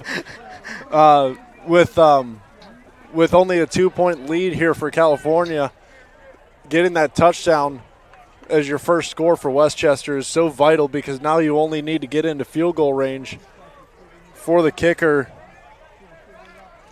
I was just told, Ryland Zuck. I was just told by our advisor and producer Gary, if you look at the score, California earlier in the game had a safety. Take that safety away, the score is tied. So how big is that blocked punt? How big is that safety on special teams? I missed you earlier talking about the special teams. That was a huge play in this one, and right now the difference. And I was going to say, with this much time remaining, looks like Westchester will go for the onside kick, and it's not even something that they necessarily need to do. They're going to kick the onside. It's going to be hauled in there by Jeff Nyamaki. And there's a flag on the play, so we have to hold everything. It is towards the kicking team, so we'll have to await the official call. It looks like it's going to go against Westchester. They may have gone a bit early. Offside. Kicking team. 5-yard penalty. First down. So it's going to be an offside penalty on Westchester, and just like that, Vulcans have the ball 1st and 10 from the 40. They just moved a bit too quickly, but like I said, Westchester still have 2 timeouts, so California will need to get a first down to seal off this game, because with the 2 timeouts, California can run the clock down to about a minute before they have to give Westchester back the ball. Hand off to Agnor, who's just going to push it up the middle for about 2, maybe 3 yards.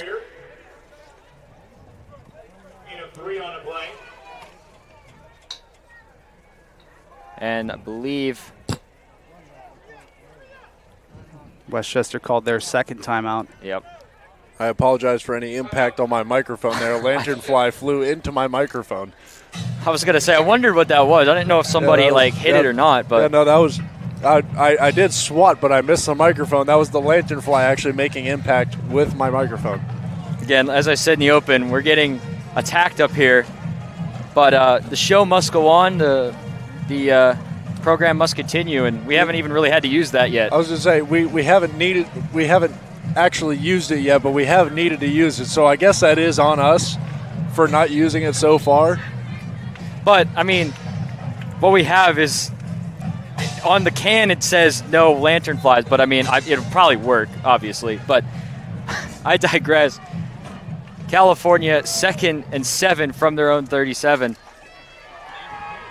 Need to get a first down, as you said, Sape, to seal this deal away, as Westchester only has 1 timeout. Purcell hands off to Boyd. Boyd met instantly in the backfield and take it down for a loss of 1. And again, Westchester will call their 3rd and final timeout of the half.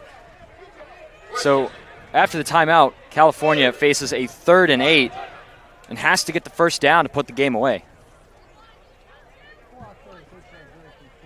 Some score updates from the PSAC. Seton Hill take a 3-point lead over Bloomsburg, 31-28, with just under a minute left to go in that game.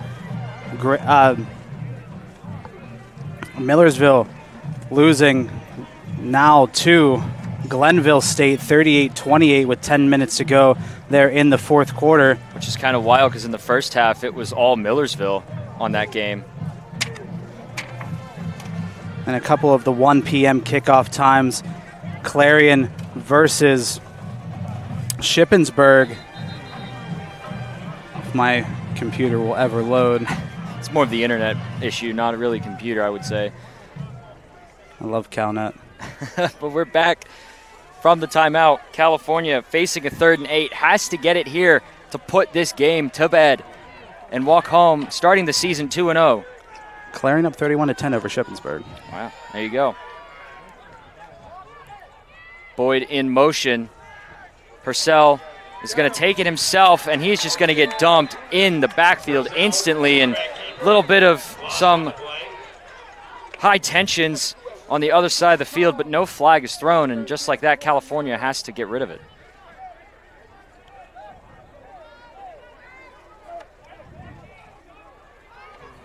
The clock is stopped here as the officials debate about something here. Could have been debating on the high tensions on the far side of the field, as there was a little bit of what looked like some hands being thrown, but there was no flag. And now having a conversation with Coach Dunn. Door to play, Westchester helmet came off. By rule, that is a 10-second runoff. Please set the clock at 1:12. So a Westchester player's helmet came off, and by rule it is a 10-second runoff. So just like that, another 10 seconds come off the board, and Westchester finds themselves with a minute 12, no timeouts, potentially getting the ball back, but it looks like California's offense is going to stay on the field. Well, they're going to stay out there, run out this full play clock, and then move themselves back 5 yards, take the penalty, and then punt it away, just to run off as much time as possible and then give Gonzalez more room to punt, just to give himself an opportunity to pin Westchester as far back as he can. And as you mentioned, Westchester down to no timeouts. They'll have about 25 seconds to get into field goal range for Zuck here on their next drive. That runoff really hurt them. They'll be down as they're going to take the delay of game or to call a timeout. They're down to 32 seconds, and after the punt and the preceding run back, they'll be under 30 seconds to drive down the field to get into field goal range. So it's going to be a 4th and 19 now, as you said, giving Gonzalez a little bit more room to try and pin them deep in their own territory. Down 2 with 32 seconds left. For Cal here, you got to be all hands on deck to make sure Gonzalez gets this punt off cleanly. And required a 10-second runoff. Westchester has declined that 10-second runoff. 4th down. Zach Gillen is back deep to receive for Westchester. Gonzalez to punt it away. Gets it off. Received, fair caught at the 16, 17-ish yard line. They're going to mark him at the 17. And just like that, the Golden Rams find themselves down to 27 seconds left to try and get into field goal range with no timeouts. And you're looking to get to about the 24, 25 yard line to give yourself a realistic chance here if you're Westchester.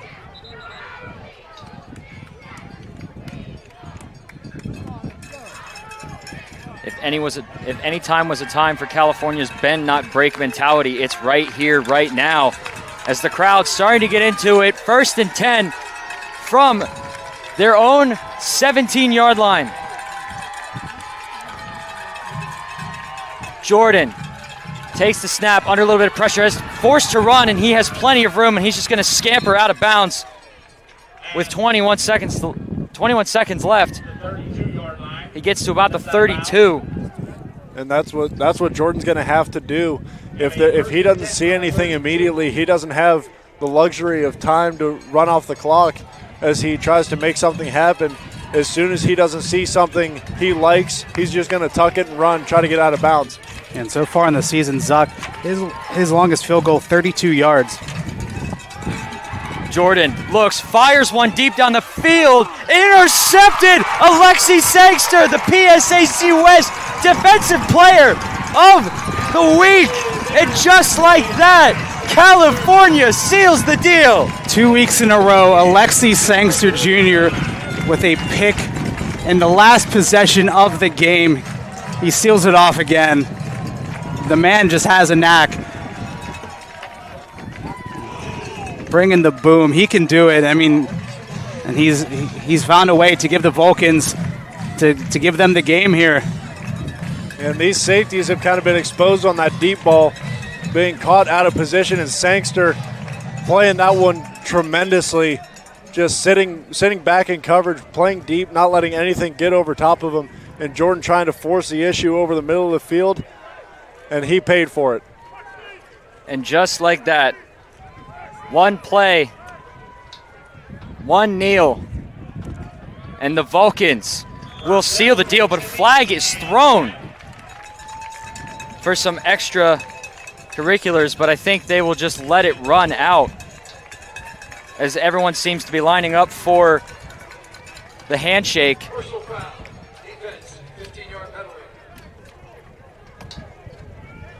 They're just going to, I believe, let the clock run, and that's going to be it.